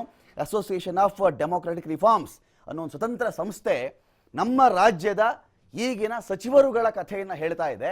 ಆ ಸಚಿವರುಗಳು ಯಾರ್ಯಾರು, ಅವ್ರು ನಿಭಾಯಿಸ್ತಕ್ಕಂಥ ಖಾತೆ ಯಾವುದು, ಅವ್ರ ಮೇಲೆ ಇರ್ತಕ್ಕಂಥ ಕ್ರಿಮಿನಲ್ ಕೇಸ್ಗಳೇನು, ನಾನು ಹೇಳ್ತಾ ಹೋಗ್ತೀನಿ. ಆ ಖಾತೆಯ ವ್ಯಾಪ್ತಿ, ಎಷ್ಟು ಕೆಲಸವನ್ನ ಅವ್ರು ಮಾಡಬಹುದು ಅಂತೇಳಿ ನೋಡಿ. ಮೊದಲು ನಾನು ಈಶ್ವರಪ್ಪ ಅವ್ರ ಬಗ್ಗೆ ಬರೋಣ. ಗ್ರಾಮೀಣಾಭಿವೃದ್ಧಿ ಸಚಿವರಿವರು. ಕ್ರಿಮಿನಲ್ ಕೇಸ್ಗಳು ಈಶ್ವರಪ್ಪ ಅವರ ಮೇಲೆ ಇದೆ. ಈಶ್ವರಪ್ಪ ಅವರ ಮೇಲೆ ಕ್ರಿಮಿನಲ್ ಕೇಸ್ಗಳು ಎಷ್ಟಿದೆ ಅಂದರೆ 5 ಕೇಸ್ಗಳನ್ನು ಈಶ್ವರಪ್ಪನವರು ಫೇಸ್ ಮಾಡ್ತಾ ಇದ್ದಾರೆ. ಒಂದು, ಧಾರ್ಮಿಕ ಭಾವನೆಗಳಿಗೆ ಧಕ್ಕೆ ತಂದಂಥ ಆರೋಪ ಈಶ್ವರಪ್ಪ ಅವರ ಮೇಲಿದೆ. ಕೇಸ್ ನಂಬರ್ 2, ಮಾನಹಾನಿ ಪ್ರಕರಣಗಳು ಕೂಡ ಇವರ ವಿರುದ್ಧವಾಗಿ ದಾಖಲಾಗಿವೆ. ನಮ್ಮ ಗ್ರಾಮೀಣಾಭಿವೃದ್ಧಿ ಸಚಿವರ ಮೇಲೆ ಅಕ್ರಮವಾಗಿ ಗುಂಪು ಮಾನಹಾನಿಕರ ಪ್ರಕರಣಗಳು ಅಥವಾ ಹೇಳಿಕೆಗಳ ಸಂಬಂಧಪಟ್ಟಂತೆ ಒಂದು ಕೇಸ್ ಇದೆ. ಜೊತೆಗೆ ಈಶ್ವರಪ್ಪನವ್ರ ಮೇಲೆ ಇದಿಷ್ಟೇ ಕೇಸ್ಗಳಿಗೆ ಅದು ನಿಲ್ಲಲ್ಲ. ಈಶ್ವರಪ್ಪನವ್ರ ಮೇಲೆ ಇರ್ತಕ್ಕಂಥ ಇನ್ನೊಂದು ಕೇಸ್ ಯಾವುದು ಅಂತ ಹೇಳಿದ್ರೆ, 5 ಕೇಸ್ಗಳಲ್ಲಿ ಮಾನಹಾನಿಕರ ಪ್ರಕರಣ, ಧಾರ್ಮಿಕ ಭಾವನೆಗಳಿಗೆ ಧಕ್ಕೆ ತಂದಂತಹ ಆರೋಪವನ್ನು ಕೂಡ ಇದೇ ಈಶ್ವರಪ್ಪನವರು ಫೇಸ್ ಮಾಡ್ತಾರೆ. ಗುಂಪು ಸೇರಿರತಕ್ಕಂಥ ಪ್ರಕರಣ, ಅಕ್ರಮವಾಗಿ ಗುಂಪು ಸೇರಿರುವ ಪ್ರಕರಣ ಕೂಡ ಇವ್ರ ಮೇಲೆ ದಾಖಲಾಗಿರುತ್ತೆ. ಹಾಗಾಗಿ ಈಶ್ವರಪ್ಪನವರ ಖಾತೆ ಯಾವುದು ಅಂತ ಹೇಳಿದ್ರೆ ಅದು ಗ್ರಾಮೀಣಾಭಿವೃದ್ಧಿ. ಗ್ರಾಮೀಣ ಸ್ಥಿತಿಗತಿಯನ್ನ ಹೇಗೆಲ್ಲ ಇಂಪ್ರೂವ್ ಮಾಡಬಹುದು ಗೊತ್ತೇನ್ರಿ ಈ ಒಂದು ಖಾತೆನಲ್ಲಿ? ನೋಡಿ, ಈ ಖಾತೆ ಕರ್ನಾಟಕದ 5 ಟಾಪ್ ಖಾತೆಗಳಲ್ಲಿ ಗ್ರಾಮೀಣಾಭಿವೃದ್ಧಿ ಕೂಡ ಒಂದಾಗಿರುತ್ತೆ. ನೋಡಿ, ನಮಗೆ ಕಂದಾಯ, ಗೃಹ ಇಲಾಖೆ, ಗ್ರಾಮೀಣಾಭಿವೃದ್ಧಿ, ನೀರಾವರಿ ಇವೆಲ್ಲವನ್ನು ಕೂಡ ಪ್ರಬಲ ಖಾತೆಗಳು ಅಂತ ನಾವು ಕರಿತೀವಿ. ಈ ಖಾತೆಗಳಲ್ಲಿ ಏನು ಅಂದರೆ, ಕುಡಿಯೋ ನೀರಿನ ವ್ಯವಸ್ಥೆ ಮಾಡ್ಬೋದು ನಾವು ಅದ್ಭುತವಾಗಿ ಗ್ರಾಮೀಣ ಭಾಗದಲ್ಲಿ. ಗ್ರಾಮದ ನೈರ್ಮಲ್ಯವನ್ನು ಕಾಪಾಡ್ಬೋದು. ಯಾರಿಗಾದ್ರೂ ನೀರು ಸಿಕ್ಕಿಲ್ಲ ಅಂದರೆ ನೀರು ಕೊಡಬಹುದು. ನೋಡಿ, ಇವೆಲ್ಲ ಹೇಳ್ತಾ ಹೋಗ್ತೀನಿ, ನಿಮಗೆ ಆಶ್ಚರ್ಯ ಆಗ್ಬಿಡುತ್ತೆ. ಒಬ್ಬ ಮನುಷ್ಯ ಮನಸ್ಸು ಮಾಡಿಬಿಟ್ರೆ ಈ ಖಾತೆ ಇಟ್ಕೊಂಡು ಒಂದು ಸರ್ಕಾರ ಕೊಡ್ತಕ್ಕಂಥ ಅನುದಾನವನ್ನು ಬಳಸ್ಕೊಂಡು, ತನ್ನ ಖಾತೆಗೆ ಮೀಸಲಾಗಿರ್ತಕ್ಕಂಥ ಹಣವನ್ನು ಬಳಸ್ಕೊಂಡು ಏನೇನು ಮಾಡಬಹುದಪ್ಪ? ನೋಡಿ, ಇಲ್ಲಿ ನೀರಿಗೆ ಇದೆಲ್ಲ ನಮ್ಮ ಗ್ರಾಮೀಣ ಸ್ಥಿತಿಗತಿ ರೀ. ಇದು ನಾವೇನು ಕಪೋಲ ಕಲ್ಪಿತವಾಗಿ ಯಾವುದೋ ಮಂಗಳ ಗ್ರಹದಿಂದ ಶೂಟ್ ಮಾಡ್ಕೊಂಡು ಬಂದಿರೋ ದೃಶ್ಯಗಳಲ್ಲ ಇವೆಲ್ಲ. ನಮ್ಮದೇ ರಾಜ್ಯದ ನಮ್ಮದೇ ಹಳ್ಳಿಗಳಲ್ಲಿ ನೀರಿನ ಬವಣೆ ಹೇಗಿದೆ ಅಂದರೆ, ಇದೆಲ್ಲ ಬಿಂದಿಗೆ ಅಂತ ಕರೀತಾರೆ, ಕೆಲವು ಕಡೆ ಕೊಡಪಾನ ಅಂತ ಕರೀತಾರೆ, ಕೆಲವು ಕಡೆ ಕೊಡ ಅಂತ ಕರೀತಾರೆ. ಇರಲಿ, ಈ ಬಿಂದಿಗೆಗಳನ್ನು ಫ್ಯೂಲ್ ಇಡಬೇಕು, ರಾತ್ರಿ ಇಡಬೇಕಿದು. ಗ್ರಾಮದಲ್ಲಿ ಯಾವುದೋ ಒಂದು ನಲ್ಲಿ ನೀರು ಬರುತ್ತಪ್ಪ ಕೊಳಾಯಿಲಿ, ಆ ನಲ್ಲಿ ನೀರು ಬಂದಾಗ ಆ ಮನೆಗಳಲ್ಲಿ ಆ ಬಿಂದಿಗೆ ಮೇಲೆ ಮಾರ್ಕ್ ಮಾಡಿಬಿಟ್ಟಿರ್ತಾರೆ, ಇದು ನನ್ನ ಬಿಂದಿಗೆ, ಇದು ನನ್ನ ಬಿಂದಿಗೆ, ನನ್ನ ಕೊಡಪಾನ, ನನ್ನ ಕೊಡ ಅಂಥೇಳಿ. ಅಲ್ಲಿ ಇಟ್ಕೊಂಡು ಕಾಯ್ಕೊಂಡು ಕೂತು ಈ ನೀರನ್ನು ಅವ್ರು ಪಡ್ಕೊಳ್ಬೇಕಾಗತ್ತೆ. ಅಷ್ಟೊಂದು ನಿಕೃಷ್ಟ ರಾಜ್ಯವೇನ್ರಿ ನಮ್ಮ ಕರ್ನಾಟಕ. ಇವತ್ತಿಗೂ ನಾವು ಕುಡಿಯೋ ನೀರಿಗೆ ಒದ್ದಾಡೋ ಸ್ಥಿತಿನಲ್ಲಿ ಇಷ್ಟು ತಂತ್ರಜ್ಞಾನ, ಇಸ್ರೇಲ್ ಎನ್ನುವ ಬರಡು ಭೂಮಿ ಅಂತ ರಾಷ್ಟ್ರವನ್ನು ಅದ್ಭುತವಾಗಿ ಜನ ಕಟ್ಕೊಂಡ್ರಿ. ಇಡೀ ವಿಶ್ವ ಹೆಮ್ಮೆಯಿಂದ ನೋಡುತ್ತೆ ಆ ಒಂದು ದೇಶವನ್ನು. ಪುಟ್ಟ ರಾಜ್ಯ, ಬೆಂಗಾಡಿನಂಥ ರಾಷ್ಟ್ರ ಇದು. ನೀರಿರಲಿಲ್ಲ ಇಲ್ಲಿ, ಹೆಂಗಪ್ಪ ಇದನ್ನೆಲ್ಲ ಅಭಿವೃದ್ಧಿ ಮಾಡಿದ್ರು. ಕೃಷಿಗೆ ವಿಶ್ವಕ್ಕೆ ಮಾದರಿಯಾಗಿದ್ದಾರೆ ಅಂಥೇಳಿ. ನಾವು ನದಿಗಳು ಲೆಕ್ಕ ಇಲ್ಲ, ಅಣೆಕಟ್ಟೆಗಳು ಲೆಕ್ಕ ಇಲ್ಲ. ಸೌಲಭ್ಯಗಳಿಗೆ ಬರ ಇಲ್ಲ. ಎಲ್ಲದರ ಮಧ್ಯೆ ಇರೋ ಬೋರ್ವೆಲ್ಗೆ ಕಲ್ಲು ಹಾಕೊಂಡು ಈ ರೀತಿಯಲ್ಲಿ ಕುಡಿಯಕ್ಕೆ ನೀರಿಲ್ಲದೆ ಬಿಂದಿಗೆನ ಕ್ಯೂನಲ್ಲಿ ನಿಲ್ಲಿಸ್ಕೊಂಡು ಈ ರೀತಿ ಬಿರುಕು ಬಿಟ್ಟಂತಹ ಕೆರೆಗಳನ್ನು ನೋಡಿಕೊಂಡು ಕೆರೆಗಳಲ್ಲಿ ಹೂಳೆತ್ತದೆ. ಅದು ಇವರಿಗೆ ಬರುತ್ತೆ ರೀ. ಕೆರೆಗಳಲ್ಲಿ ಹೂಳೆತ್ತೋದು ಕೂಡ ಇವ್ರ ವಿಭಾಗಕ್ಕೆ ಬರುತ್ತೆ. ಹೂಳೆತ್ತೋದು, ಕೆರೆಗೆ ನೀರು ತುಂಬಿಸೋದು ಎಲ್ಲವನ್ನು ಕೂಡ ಈ ಖಾತೆ ಮಾಡಬಹುದಾಗತ್ತೆ. ರಸ್ತೆ ದುರಸ್ತಿ ಮಾಡಿಸ್ಬೋದು ಇವರು. ಪುನರುಜ್ಜೀವನ, ಕೆರೆಗಳ ಪುನರುಜ್ಜೀವನ ಮಾಡಿಸಬಹುದು. ನರೇಗಾ, ಜನಗಳ ಮಾನವ ಸಂಪನ್ಮೂಲ ಬಳಸ್ಕೊಂಡು ಈ ಕಾಲುವೆ ಉದ್ಧಾರ ಮಾಡಬಹುದು, ಕೆರೆ ಉದ್ಧಾರ ಮಾಡಬಹುದು. ಮಾಡ್ತಾ ಇದ್ದಾರಾ? 5 ವರ್ಷ ಆಳಿರ್ತಾರೆ. ನೀವು ನೆಕ್ಸ್ಟ್ ವರ್ಷ ನೋಡಿ ಎಲ್ಲಿ ಇತ್ತೋ ಅದೇ ಈ ಸಲ ಮಾಡ್ಬಿಡ್ತೀನಪ್ಪ, ಎಲ್ಲ ಎಲೆಕ್ಷನಲ್ಲಿ ಈ ಸಲ ಓಟ್ ಹಾಕ್ಬಿಡಿ. ಅದು ಲಾಸ್ಟ್ ಟೈಮು ಒಂದು ಸ್ವಲ್ಪ ಮಾತು ಕೇಳಲಿಲ್ಲಪ್ಪ ಅವರು. ಸುಮ್ಮನೆ ಕೊಡ್ತೀವಿ ಅಂತ ಹೇಳಿ ಮೋಸ ಮಾಡ್ಬಿಟ್ರು. ಈ ಸಲ ಹಂಗೆ ಮಾಡಲ್ಲಪ್ಪ, ಈ ಸಲ ನಾನು ಭಾಳ ಸ್ಟ್ರಿಕ್ಟ್ ಆಗಿದ್ದೀನಿ, ನೋಡಿ ಈ ಸಲ ಗೆಲ್ಸ್ಬಿಡಿ ನೀವು. ಸುಮ್ಮನೆ ಹೇಳ ಅಲ್ಲೆಲ್ಲ ಓಟ್ ಹಾಕ್ಸ್ಬಿಡು, ನೋಡೋಣ ಆಮೇಲೆ ನೋಡೋಣ, ಮಾಡಿಸೋಣ, ಗೆಲ್ಸೋಣ, ಮುಗೀತು ಅಷ್ಟೇ. ನೋಡಿ ಇದೇನು ನಾನು ಹೇಳ್ತಿದ್ದೀನಲ್ಲ, ಬೇರೆ ಗ್ರಹದಲ್ಲ ರೀ, ನಮ್ಮದೇ ರಾಜ್ಯದ ಚಿತ್ರಣಗಳಿವು. ಕ್ರಿಮಿನಲ್ ಕೇಸ್ಗಳು ಇವ್ರ ಮೇಲೆ ಇರುತ್ತೆ. ಆ ಖಾತೆ ಕಡೆ ಸರಿಯಾದ ಗಮನವೂ ಇರಲ್ಲ. ಆಮೇಲೆ ನನಗೆ ತುಂಬ ಆಶ್ಚರ್ಯ ಆಗೋದು ಏನು ಗೊತ್ತಾ, ನನ್ನ ಕ್ಷೇತ್ರಕ್ಕೆ ಅನುದಾನ ಬರಲಿಲ್ಲ. ಬಹಳ ಮಿನಿಸ್ಟರ್ಗಳು ಈ ಮಾತನ್ನು ಹೇಳ್ತಾ ಇರ್ತಾರೆ. ಅನುದಾನ ಬಂದಿರುತ್ತೆ, ಬಂದಮೇಲೆ ಏನಾಗಿತ್ತು ಅಂತ ಕೇಳಿ ಅವ್ರನ್ನ, ಉಸಿರೇ ಇರಲ್ಲ ಅದಕ್ಕೆ. ಹಾಗಾದರೆ ಯಾರಿಗೂ ಅನುದಾನ ಬರದೆ ನಮ್ಮ ರಾಜ್ಯದ ಬಜೆಟ್ನಲ್ಲಿ ನಿಗದಿ ಮಾಡ್ತಕ್ಕಂಥ ಹಣ ಹಾಗೆ ಪೋಲಾಗೋಯ್ತೇನ್ರಿ? ಹಾಗೆ ಯಾವ ಕೆಲಸವೂ ಆಗದೆ ಪೋಲಾಗೋಯ್ತಾ? ಈ ಅನುದಾನಕ್ಕೋಸ್ಕರ ಫೈಟ್ ಮಾಡೋದು ಬರೀ ಕ್ಷೇತ್ರದ ಮೇಲಿನ ಪ್ರೀತಿ ಅಂತ ನಾವೆಲ್ಲ ಅಂದ್ಕೊಂಡ್ಬಿಡ್ತೀವಿ. ಸ್ಟೇಟ್ಮೆಂಟ್ ಕೊಟ್ಟಾಗ ಕ್ಷೇತ್ರದ ಮೇಲೆ ಬಹಳ ಪ್ರೀತಿ ಇದೆ ನಮ್ಮ ಸಚಿವರಿಗೆ, ಅವರು ಅನುದಾನ ಬರೆದಿದ್ದಕ್ಕೆ ಮುನಿಸ್ಕೊಂಡ್ಬಿಟ್ಟಿದ್ದಾರೆ, ಸಿಟ್ಟು ಮಾಡ್ಕೊಂಡ್ಬಿಟ್ಟಿದ್ದಾರೆ, ಸರ್ಕಾರ ಬೀಳಿಸ್ತೀನಿ ಅಂತ ಹೊರಟುಬಿಟ್ಟಿದ್ದಾರೆ, ಪತ್ರ ಬರಿತಾ ಇದ್ದಾರೆ ಅಂತ ಹೇಳಿ. ವಾಸ್ತವದಲ್ಲಿ ಹಾಗಿರಲ್ಲ. ಅದರ ಅರ್ಥಗಳು ಬೇರೆನೇ ಇರುತ್ತೆ. ನಮಗದು ಅರ್ಥ ಆಗಬೇಕು. ಆರ್ ವಿ ಸ್ಟುಪಿಡ್ ಅಂಥ ಟೈಮ್ನಲ್ಲಿ ನಾವು ಮತ್ತೆ ಕೇಳ್ಕೊಂಡು ಜಾಗರೂಕರಾಗಬೇಕು. ಇಲ್ಲೇನೋ ಡ್ರಾಮಾ ನಡೀತಾ ಇದೆ, ಇಲ್ಲೇನೋ ನಾಟಕ ಆಗ್ತಾ ಇದೆ, ಇಲ್ಲಿ ನಮಗೆ ಮೋಸ ಮಾಡ್ತಾ ಇದ್ದಾರೆ, ನಮ್ಮ ಕಣ್ಣಿಗೆ ಮಣ್ಣೆರೆಸ್ತಾ ಇದ್ದಾರೆ, ಕಣ್ಣಿಗೆ ಸುಣ್ಣ ಇಡ್ತಾ ಇದ್ದಾರೆ. ಇದು ಅರ್ಥ ಆಗಬೇಕು. ಆಗ ಇಂಥ ನೀರಿನ ಬವಣೆ ನೀಗುತ್ತೆ, ನಮ್ಮ ಜನಗಳಿಗೆ ಉದ್ಯೋಗ ಸಿಗುತ್ತೆ, ಕೆರೆಗಳಲ್ಲಿ ಹೂಳೆತ್ತಾರೆ, ಗ್ರಾಮೀಣ ಅಭಿವೃದ್ಧಿ ಆಗುತ್ತೆ, ನೈರ್ಮಲೀಕರಣ ಆಗುತ್ತೆ, ಇಡೀ ಗ್ರಾಮ ಚೆನ್ನಾಗಿ ಕಾಣುತ್ತೆ. ಗ್ರಾಮದಲ್ಲಿ ರಸ್ತೆಗಳು ಬರ್ತವೆ, ಸಿಮೆಂಟ್ ರಸ್ತೆಗಳು ಬರ್ತವೆ. ಅನುದಾನಕ್ಕೆ ನಾವು ಪೈಸಾ ಲೆಕ್ಕ ಕೇಳಬೇಕು. ನಮ್ಮ ಬಜೆಟ್ ಪುಸ್ತಕ ನಿಮಗೆ ತೋರಿಸ್ಬಿಟ್ರೆ ನಿಮ್ಗೊಂದು ಆಶ್ಚರ್ಯ ಆಗಿಬಿಡುತ್ತೆ. ಇಲಾಖೆಗಳ ವರ್ಗಾವಣೆನೇ ನೆಟ್ಗೆ ಮಾಡಿಲ್ಲ ರೀ ಈ ಬಜೆಟ್ ಪುಸ್ತಕದಲ್ಲಿ ಈ ಬಾರಿ. ನೋಡಪ್ಪ, ನೀರಾವರಿಗೆ ಏನು ಕೊಡ್ತಾ ಇದ್ದೀನಿ, ಸಮಾಜ ಕಲ್ಯಾಣಕ್ಕೆ ಏನು ಕೊಡ್ತಾ ಇದ್ದೀನಿ, ಈ ಕಡೆ ಗ್ರಾಮೀಣಾಭಿವೃದ್ಧಿಗೆ ಏನು ಕೊಡ್ತಾ ಇದ್ದೀನಿ, ಪರಿಸರಕ್ಕೆ ಏನು ಕೊಡ್ತಾ ಇದ್ದೀನಿ, ಏನೂ ಇಲ್ಲ. ಇಲ್ಲೊಂದು ಅದ್ಭುತವಾದ ಒಂದು ವಾಕ್ಯ ಇದೆ, ಹುಲ್ಲಾಗು ಬೆಟ್ಟದಡಿ ಮನೆಗೆ ಮಲ್ಲಿಗೆಯಾಗು, ಕಲ್ಲಾಗು ಕಷ್ಟಗಳ ಮಳೆಯ ವಿಧಿಸುರಿಯೇ, ಬೆಲ್ಲ ಸಕ್ಕರೆಯಾಗು ದೀನ ದುರ್ಬಲರಿಂಗೆ, ಎಲ್ಲರೊಳಗೊಂದಾಗು ಮಂಕುತಿಮ್ಮ. ಎಲ್ಲರೊಳಗೊಂದಾಗದ ಮಂಕುತಿಮ್ಮಗಳೇ ನಮ್ಮಲ್ಲಿರೋದು. ಎಲ್ಲರೊಳಗೊಂದಾಗಲ್ಲ ರೀ, ಅವರೊಳಗಡೆ ಅವ್ರು ಮಾತ್ರ ಒಂದಾಗಿ ಅವ್ರದ್ದೇ ಕಮ್ಯುನಿಟಿ, ಅವ್ರದ್ದೇ ಧರ್ಮ, ಅವ್ರದ್ದೇ ಜಾತಿ, ಅವ್ರದ್ದೇ ಭಾಷೆ, ಅವ್ರದ್ದೇ ಗ್ರೂಪು ಎಲ್ಲ ಸೇರ್ಕೊಂಡು ನಮ್ಮನ್ನು ಈ ಸ್ಥಿತಿ ತಂದಿಟ್ಬಿಟ್ಟಿದ್ದಾರೆ. ಇದಕ್ಕೆ ಯಾರನ್ನು ಹೊಣೆ ಮಾಡೋಣ ನಾವು? ಇಡೀ ಇಂಥ ವಿಚಾರಗಳಿಗೆ ಅದ್ಭುತವಾದಂಥ ಶಕ್ತಿ ಇರುತ್ತೆ. ಒಂದಷ್ಟು ಬರಹ ಬೇಕು, ಒಂದಷ್ಟು ಅಲ್ಲಿಗೆ ಅವ್ರನ್ನೇನು ಮಾಡಬೇಕು ಅಂತ ಹೇಳಿದ್ರೆ, ಇಂಥ ಯೋಜನೆಗೆ ಇಷ್ಟು ಹಣ ಬಿಡುಗಡೆ ಆಗಬೇಕು, ಒಂದು ಸಿಗ್ನೇಚರ್ ಬೇಕು ಅಷ್ಟೇ ರೀ. ಒಂದು ಪೆನ್ ಇಟ್ಕೊಂಡು ಸಿಗ್ನೇಚರ್ ಮಾಡಿಬಿಟ್ರೆ ಎಷ್ಟೋ ಉದ್ಧಾರ ಆಗ್ಬಿಡುತ್ತೆ. ಬದಲಿಗೆ ನಾವು ಆಯ್ಕೆ ಮಾಡಬೇಕಾದ್ರೆ ನಾವು ಮೂರ್ಖರಾಗ್ಬಿಟ್ಟಿದ್ವಿ. ಹಾಗಾಗಿ ಇವತ್ತಿನ ಎಲ್ಲ ಸ್ಥಿತಿಗತಿಗಳಿಗೆ ಇದೇ ಮೂಲ ಕಾರಣ. ಹಾಗಾಗಿ ರೆಡ್ EVM ಬಗ್ಗೆ ನಾವು ಮಾತನಾಡ್ತಾ ಇದ್ದೀವಿ. ನೋಡಿ, ಇದು ಶಿವಮೊಗ್ಗ ನಗರ ವಿಧಾನಸಭಾ ಕ್ಷೇತ್ರ. KS ಈಶ್ವರಪ್ಪ ಅವರ ಪಕ್ಕದಲ್ಲಿ ಒಂದು ರೆಡ್ ಲೈಟ್ ಬ್ಲಿಂಕ್ ಆಗ್ತಾ ಇದೆ. ಇದರರ್ಥ ಇನ್ನೇನೂ ಇಲ್ಲ. ಇದು ADR ಸಲ್ಲಿಸತಕ್ಕಂಥ ರಿಪೋರ್ಟ್ ಆಧಾರದ ನಾನು ಮಾತನಾಡ್ತಾ ಇದ್ದೀನಿ. ಕ್ರಿಮಿನಲ್ ಕೇಸ್ ಯಾವ ಅಭ್ಯರ್ಥಿ ಇರುತ್ತೋ ಅವರೇ ಅಫಿಡೇವಿಟ್ ಸಲ್ಲಿಸಿರ್ತಾರೆ. ಹೌದು, ನನಗೆ ಕ್ರಿಮಿನಲ್ ಕೇಸ್ ಇದೆ ಅಂತ ಹೇಳಿ ನಾವು ಹೇಳ್ತಾ ಇದ್ದೀವಿ. ಕ್ರಿಮಿನಲ್ ಕೇಸ್ ಇದ್ದರೆ ಚುನಾವಣಾ ಆಯೋಗ ಅಂತಹ ಅಭ್ಯರ್ಥಿಗಳ ಮುಂದೆ ಒಂದು ರೆಡ್ ಬಟನ್ ಅನ್ನು ಅಲ್ಲಿ ಹಾಕಿಬಿಡ್ಲಿ ಅಂತ. ಈಶ್ವರಪ್ಪನವರು ಕಂಟೆಸ್ಟ್ ಮಾಡಿದ್ರು, ಪ್ರಸನ್ನ ಕುಮಾರ್ ಕಂಟೆಸ್ಟ್ ಮಾಡಿದ್ರು, ಕಾಂಗ್ರೆಸ್ನ ಅಭ್ಯರ್ಥಿಯಾಗಿದ್ದರು. JDS ಇಂದ HN ನಿರಂಜನ್ ಕಂಟೆಸ್ಟ್ ಮಾಡಿದ್ರು, ಯಾಸೀನ್ ಮುಬಾರಕ್ ಕಂಟೆಸ್ಟ್ ಮಾಡಿದ್ರು. ಇವರ ಹೆಸರಿನ ಪಕ್ಕದಲ್ಲಿ ಅಲ್ಲಿ ರೆಡ್ ಬಟನ್ ಇಲ್ಲ. ಅದರ ಅರ್ಥ ಇವರ ಹಿನ್ನೆಲೆಯಲ್ಲಿ ಕ್ರಿಮಿನಲ್ ಕೇಸ್ ಇರಲಿಲ್ಲ ಅಂತ. ಇದರಲ್ಲಿ ನೀವು ಯಾರನ್ನು ಬೇಕಾದರೂ ಆಯ್ಕೆ ಮಾಡ್ಕೊಳ್ಳಿ. ಈಶ್ವರಪ್ಪನವ್ರು ಬೇಕಾದರೆ ಅವ್ರನ್ನೇ ಆಯ್ಕೆ ಮಾಡ್ಕೊಳ್ಬಹುದು. ನೀವು ನಮ್ಮ ಹೇಳೋದೇನು ಅಂತ ಹೇಳಿದ್ರೆ, ಕ್ರಿಮಿನಲ್ ಕೇಸ್ ಇದೆ ಅಂತ ಘೋಷಣೆ ಮಾಡಿಕೊಂಡಿದ್ದರೆ ಅವರ ಪಕ್ಕದಲ್ಲಿ, ಅವರ ಹೆಸರ ಪಕ್ಕದಲ್ಲಿ ರೆಡ್ ಬಟನ್ ಬರಬೇಕು. ಅದನ್ನು ನಾವು ರೆಡ್ EVM ಅಂತ ನಾವು ಕರಿತಾ ಇದ್ದೀವಿ. ನೆಕ್ಸ್ಟ್ ಇದಿಷ್ಟೇ ಅಲ್ಲ, ಬೇರೆ ಬೇರೆ ಮಹಾಮಹಿಮ ಸಚಿವರಿದ್ದಾರೆ. ಪಾಪ ಈ ಸರ್ಕಾರ ತರಕ್ಕೆ ಹಣ ಕಳ್ಕೊಂಡವರು ಇದ್ದಾರಂತೆ ರೀ. ಎಂಥ ಆಶ್ಚರ್ಯ ಅಲ್ವಾ? ಒಂದು ಸರ್ಕಾರ ಮಾಡೋಕ್ಕೆ ಹಣನೂ ಖರ್ಚು ಮಾಡಿದಾರಂತೆ. ಏನಕ್ಕೆ ಹಣ ಖರ್ಚಾಯಿತು? ಯಾಕೆ ಹಣ ಖರ್ಚು ಮಾಡಿರಬಹುದು? ಬಿಸ್ನೆಸ್ ಆಯಿತು, ವ್ಯಾಪಾರನ ಕೊಟ್ಟು ಕೊಂಡ್ಕೊಳ್ಬಹುದಾ? ಪ್ರಜಾಪ್ರಭುತ್ವವನ್ನು ನಾಯಕ ಆಗ್ಬಿಡ್ಬಹುದಾ? ಮಿನಿಸ್ಟರ್ ಆಗಬಹುದಾ? ಅವರವರಲ್ಲೇ ಕನಿಕರ, ಅವರವರಲ್ಲೇ ಮರುಕ, ಅವರವರಲ್ಲೇ ಅನುಕಂಪ, ಹೇಗೆ ಇವೆಲ್ಲ ಸಾಧ್ಯವಾಗುತ್ತೆ?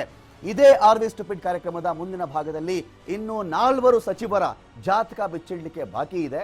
ಅವ್ರು ಯಾವ ಖಾತೆ ನಿಭಾಯಿಸ್ತಾ ಇದ್ದಾರೆ, ಅವ್ರಿಗಿರ್ತಕ್ಕಂಥ ಶಕ್ತಿ ಏನು, ಇಲ್ಲಿವರೆಗಾಗಿರ್ತಕ್ಕಂಥ ಕೆಲಸಗಳೇನು, ಕ್ರಿಮಿನಲ್ ಕೇಸ್ಗಳ ಹಿನ್ನೆಲೆ ಏನು, ಕ್ರಿಮಿನಲ್ ಕೇಸ್ಗಳಿರ್ತಕ್ಕಂಥ ಅಭ್ಯರ್ಥಿಗಳನ್ನ ನಾವು ಆಯ್ಕೆ ಮಾಡಬಹುದಾ ಮಾಡಬಾರ್ದಾ, ಅದ್ರ ಬಗ್ಗೆ ನಮಗೆ ಮಾಹಿತಿ ಬೇಕಲ್ಲ. ಅಫಿಡವಿಟ್ಗಳಲ್ಲೇ ಅದು ಕಳೆದು ಹೋಗ್ತಾ ಇರುತ್ತೆ, EVMಗಳಲ್ಲಿ ನಮ್ಗೆ ಅದು ಬೇಕಾಗಿದೆ. ಅದಕ್ಕೆ ಏನು ಮಾಡಬೇಕು, ಕ್ರಿಮಿನಲ್ ಕೇಸ್ ಇದ್ರೆ ರೆಡ್ ಬಟನ್ ಅವರ ಹೆಸರಿನ ಮುಂದೆ ಇಡಬೇಕು ಅಂತೇಳಿ ನಮ್ಮ ಅಭಿಯಾನದ ಉದ್ದೇಶ. ಸಾಕಷ್ಟು ದಿನಗಳಿಂದ ಅಭಿಯಾನ ಮಾಡ್ತಾ ಇದ್ದೀವಿ. ಈ ಅಭಿಯಾನಕ್ಕೆ ಕರ್ನಾಟಕದ ಮೂಲೆ ಮೂಲೆಗಳಿಂದ ಅದ್ಭುತವಾದಂಥ ಪ್ರತಿಕ್ರಿಯೆ ಬರ್ತಾ ಇದೆ. ಇದೀಗ ಈಶ್ವರಪ್ಪನವ್ರ ಬಗ್ಗೆ ನಾವು ಹೇಳಿದ್ವಿ, ಇದೀಗ ಮತ್ತೊಬ್ಬ ಸಚಿವ ಯಾರು ಅಂತ ಹೇಳಿದ್ರೆ ಅದು CP ಯೋಗೀಶ್ವರ್. CP ಯೋಗೀಶ್ವರ್ ನಮ್ಮ ಸಚಿವರಾಗಿದ್ದಾರೆ. ಯಾವ ಖಾತೆಗಪ್ಪ? ಪರಿಸರ ಮತ್ತು ಅರಣ್ಯ ಖಾತೆ, ಪ್ರವಾಸೋದ್ಯಮ ಮತ್ತು ಪರಿಸರ ಖಾತೆಯಲ್ಲಿ ಇದೇ CP ಯೋಗೀಶ್ವರ್ ಅವರು ಇರ್ತಾರೆ. ಟೂರಿಸಂ ಮತ್ತು ಎನ್ವಿರಾನ್ಮೆಂಟಲ್ಲಿ ಎದುರಿಸ್ತಿರ್ತಕ್ಕಂಥ ಕ್ರಿಮಿನಲ್ ಕೇಸ್ಗಳ ಸಂಖ್ಯೆ 13 ಕೇಸ್ ಇದೆ ರೀ. CP ಯೋಗೀಶ್ವರ್ ಮೇಲೆ ಎಷ್ಟು ಕೇಸ್ ಇದೆ? 13 ಕೇಸ್ಗಳಿವೆ. ಮೆಗಾ ಸಿಟಿ ಯೋಜನೆಗೆ ಸಂಬಂಧಪಟ್ಟಂತ ಪ್ರಕರಣ ಇದೇನೂ ಅಲ್ಲ. ನಾನು ಮನೆ ಕಟ್ಕೊಡ್ತೀನಿ, ಸೈಟ್ ಕಟ್ಕೊಡ್ತೀನಿ, ನಿಮ್ಗೆ ಅದು ಮಾಡ್ತೀನಿ ಇದು ಮಾಡ್ತೀನಿ ಅಂತ ಹೇಳಿ ಇವರು ದುಡ್ಡು ತಗೊಂಡು ವಂಚನೆ ಮಾಡಿಬಿಟ್ರು ಸ್ವಾಮಿ ಅಂತ ಹೇಳಿ ಸಾವಿರಾರು ಜನ ಕೇಸ್ ಹಾಕಿದ್ದಾರೆ. ಇವತ್ತಿಗೂ ಇದೇ ವ್ಯಕ್ತಿ ಆ ಕೇಸ್ಗೆ ಕೋರ್ಟ್ಗೆ ಅಲೆದಾಡ್ತಾ ಇದ್ದಾರೆ. ಇದು CP ಯೋಗೀಶ್ವರ್ ಮೇಲೆ ಇರತಕ್ಕಂತಹ ಮೆಗಾ ಸಿಟಿ ಮೆಗಾ ವಂಚನೆ ಆರೋಪದ ಕೇಸ್. ಸಾರ್ವಜನಿಕ ಸೇವಕನಾಗಿ ವಂಚನೆ ಮಾಡಿರ್ತಕ್ಕಂಥ ಆರೋಪವನ್ನ CP ಯೋಗೀಶ್ವರ್ ಫೇಸ್ ಮಾಡ್ತಾ ಇದ್ದಾರೆ. ಇವತ್ತು ಇವರು ನಮಗೆ ಪ್ರವಾಸೋದ್ಯಮ ಸಚಿವರಿದ್ದಾರೆ.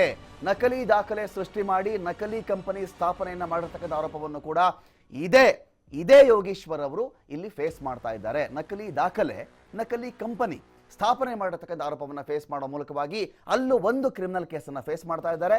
ಯಾರು? ನಮ್ಮ ರಾಜ್ಯದ, ನಮ್ಮ ಹೆಮ್ಮೆಯ ಸಂಪುಟದ ಸಚಿವರು. ಯಾರು?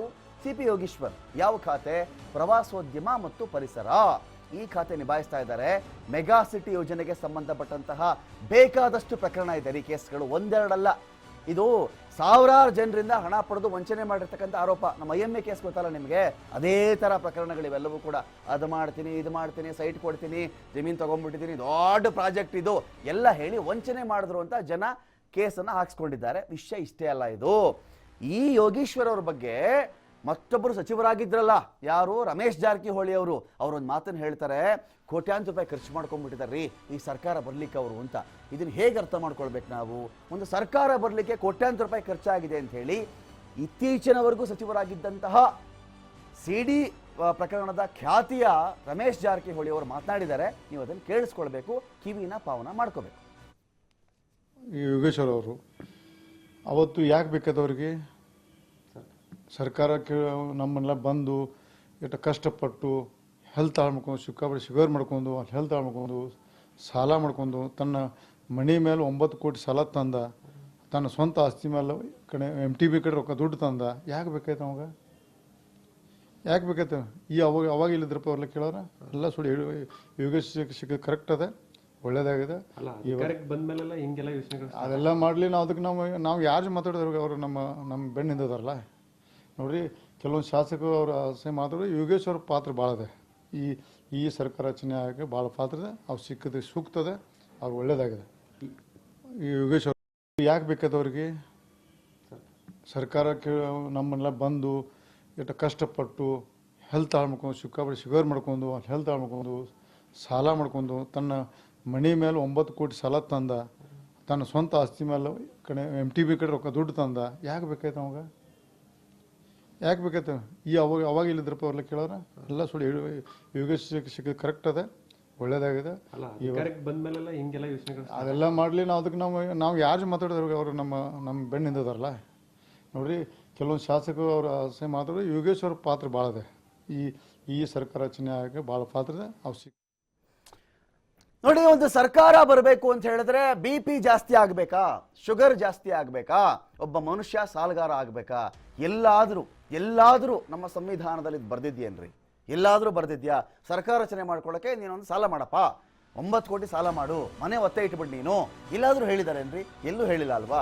ಟೆನ್ಷನ್ ಮಾಡ್ಕೊಂಡ್ರಂತೆ, ಆರೋಗ್ಯ ಹಾಳು ಮಾಡ್ಕೊಂಡ್ರಂತೆ, ಹಣ ಹಾಳು ಮಾಡ್ಕೊಂಡ್ರಂತೆ. ನಮ್ಮ ನಾಯಕರಲ್ವಾ, ನಾವು ಬಿಟ್ಕೊಡೋಕ್ಕಾಗಲ್ಲ ಅಂಥೇಳಿ ಈ ಮತ್ತೊಬ್ಬ ಮಹಾಮಹಿಮ ನಾಯಕ ರಮೇಶ್ ಜಾರಕಿಹೊಳಿ ಅವರು ಹೇಳ್ತಿರ್ತಕ್ಕಂಥ ಮಾತು. ಸದ್ಯಕ್ಕೆ PPE ಕಿಟ್ ಹಾಕೊಂಡು ಒಂದು ಆಸ್ಪತ್ರೆಯಲ್ಲಿ ಇದ್ದಾರೆ. ಇರಲಿ, ಮೊನ್ನೆಯವರು ಸಚಿವರಾಗಿದ್ರು. ಎಂಥ ಖಾತೆ ಅದು?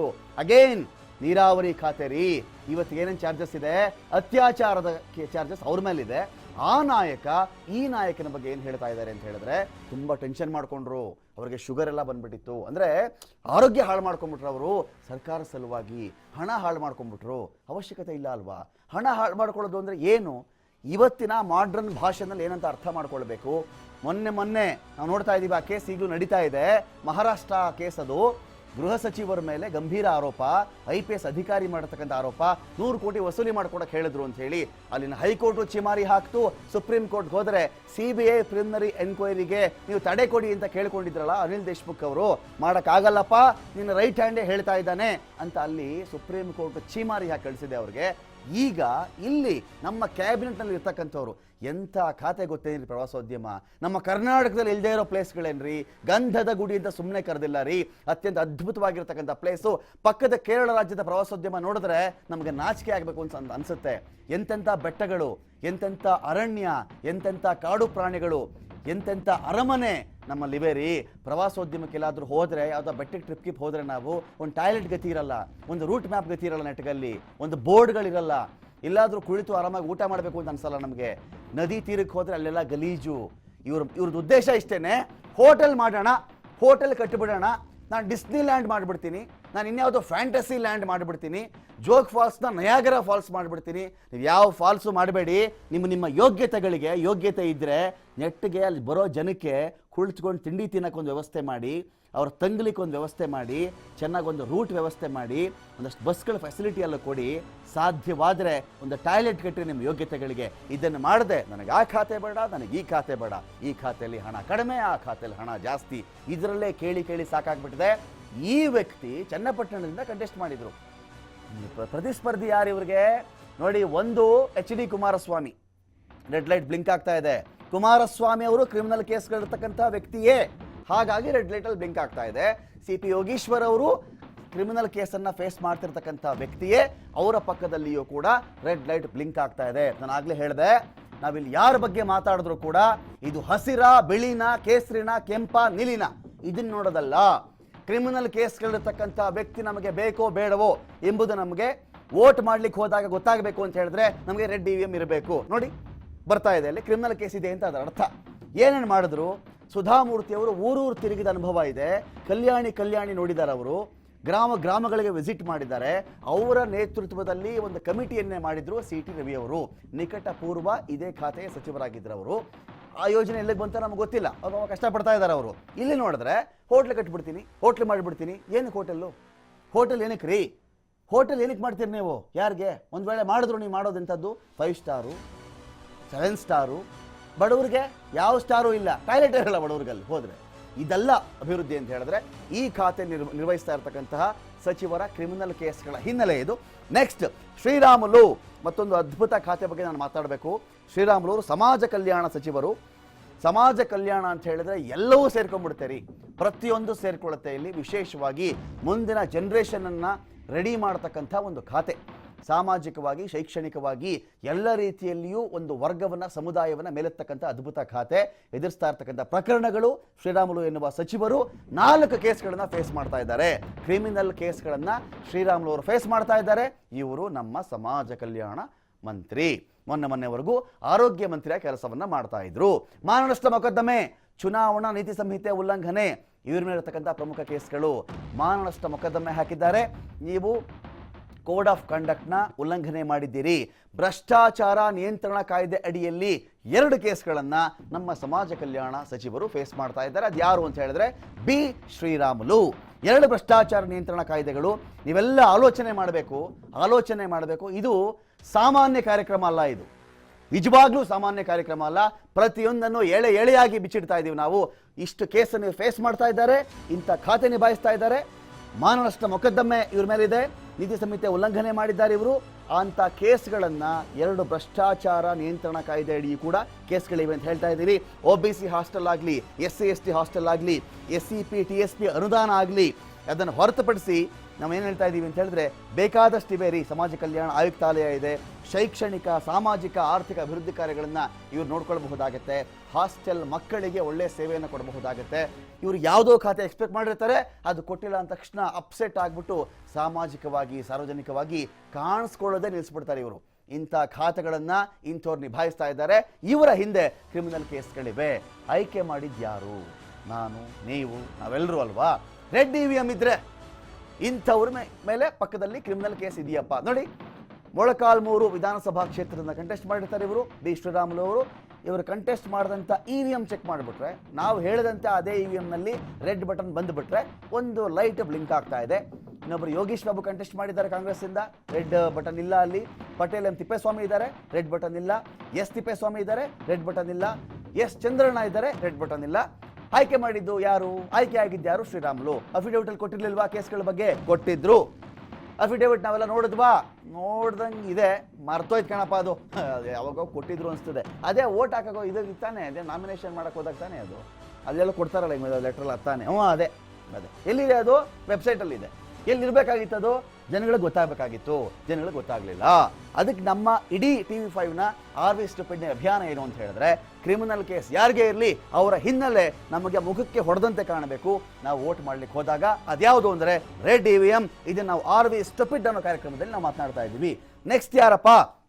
ನಮ್ಮ ಉಪಮುಖ್ಯಮಂತ್ರಿಗಳಾದಂತಹ ಅಶ್ವತ್ಥನಾರಾಯಣ ಅವ್ರ ಬಗ್ಗೆ ಮಾತನಾಡಲಿಕ್ಕಿದೆ. ಅವ್ರು ಯಾವ್ಯಾವ ಖಾತೆ ನಿಭಾಯಿಸ್ತಾ ಇದ್ದಾರೆ, ಆ ಕತೆ ಏನಾಗಿದೆ, ನಮ್ಮ ಸಂಪುಟದ ಇದನ್ನ ಯಾಕೆ ಹೇಳ್ತಾ ಇದ್ದೀವಿ ಅಂತ ಹೇಳಿದ್ರೆ, ನಮ್ಮನ್ನ ಯಾರು ರೂಲ್ ಮಾಡ್ತಾ ಇರ್ತಾರೋ, ಯಾರು ಆಳ್ವಿಕೆ ಮಾಡ್ತಾ ಇರ್ತಾರೋ, ನಮ್ಮ ಪ್ರತಿನಿಧಿಗಳಾಗಿ ಯಾರು ಕುಳಿತಿರ್ತಾರೋ ಅವರು ಕೇಸ್ಗಳಿಂದ ಮುಕ್ತರಾಗಿರಬೇಕು ಅನ್ನೋದು ನಮ್ಮ ಅಭಿಯಾನದ ಉದ್ದೇಶ. ಅವ್ರ ಮೇಲೆ ಕೇಸ್ ಇದ್ರೆ ಆ ಕೇಸ್ಗಳಿಗೆ ಸಂಬಂಧಪಟ್ಟಂತೆ ನಮಗೆ ಮಾಹಿತಿ ಸಿಗಬೇಕು ಅಂತ ಹೇಳಿದ್ರೆ ಚುನಾವಣಾ ಆಯೋಗ ರೆಡ್ EVM ಜಾರಿ ಮಾಡಬೇಕು ಅನ್ನೋದು ನಮ್ಮ ಆಗ್ರಹ. ಇದೀಗ ಅಶ್ವತ್ಥನಾರಾಯಣ ಅವ್ರ ಬಗ್ಗೆ ನಾನು ಮಾತನಾಡಬೇಕು. ಅಶ್ವತ್ಥನಾರಾಯಣ ಅವರು ಉನ್ನತ ಶಿಕ್ಷಣ ಖಾತೆಯನ್ನ ನಿಭಾಯಿಸ್ತಾ ಇದ್ದಾರೆ. ಡಾಕ್ಟರ್ CN ಅಶ್ವತ್ಥನಾರಾಯಣ ಉಪಮುಖ್ಯಮಂತ್ರಿಗಳು, ಉನ್ನತ ಶಿಕ್ಷಣ IT BT ಖಾತೆ ಸಚಿವರಾಗಿದ್ದಾರೆ ಅಶ್ವತ್ಥನಾರಾಯಣ ಅವರು. ಅಶ್ವತ್ಥನಾರಾಯಣ ಅವ್ರ ಮೇಲೆ ಕೇಸ್ಗಳಿದೆಯಾ?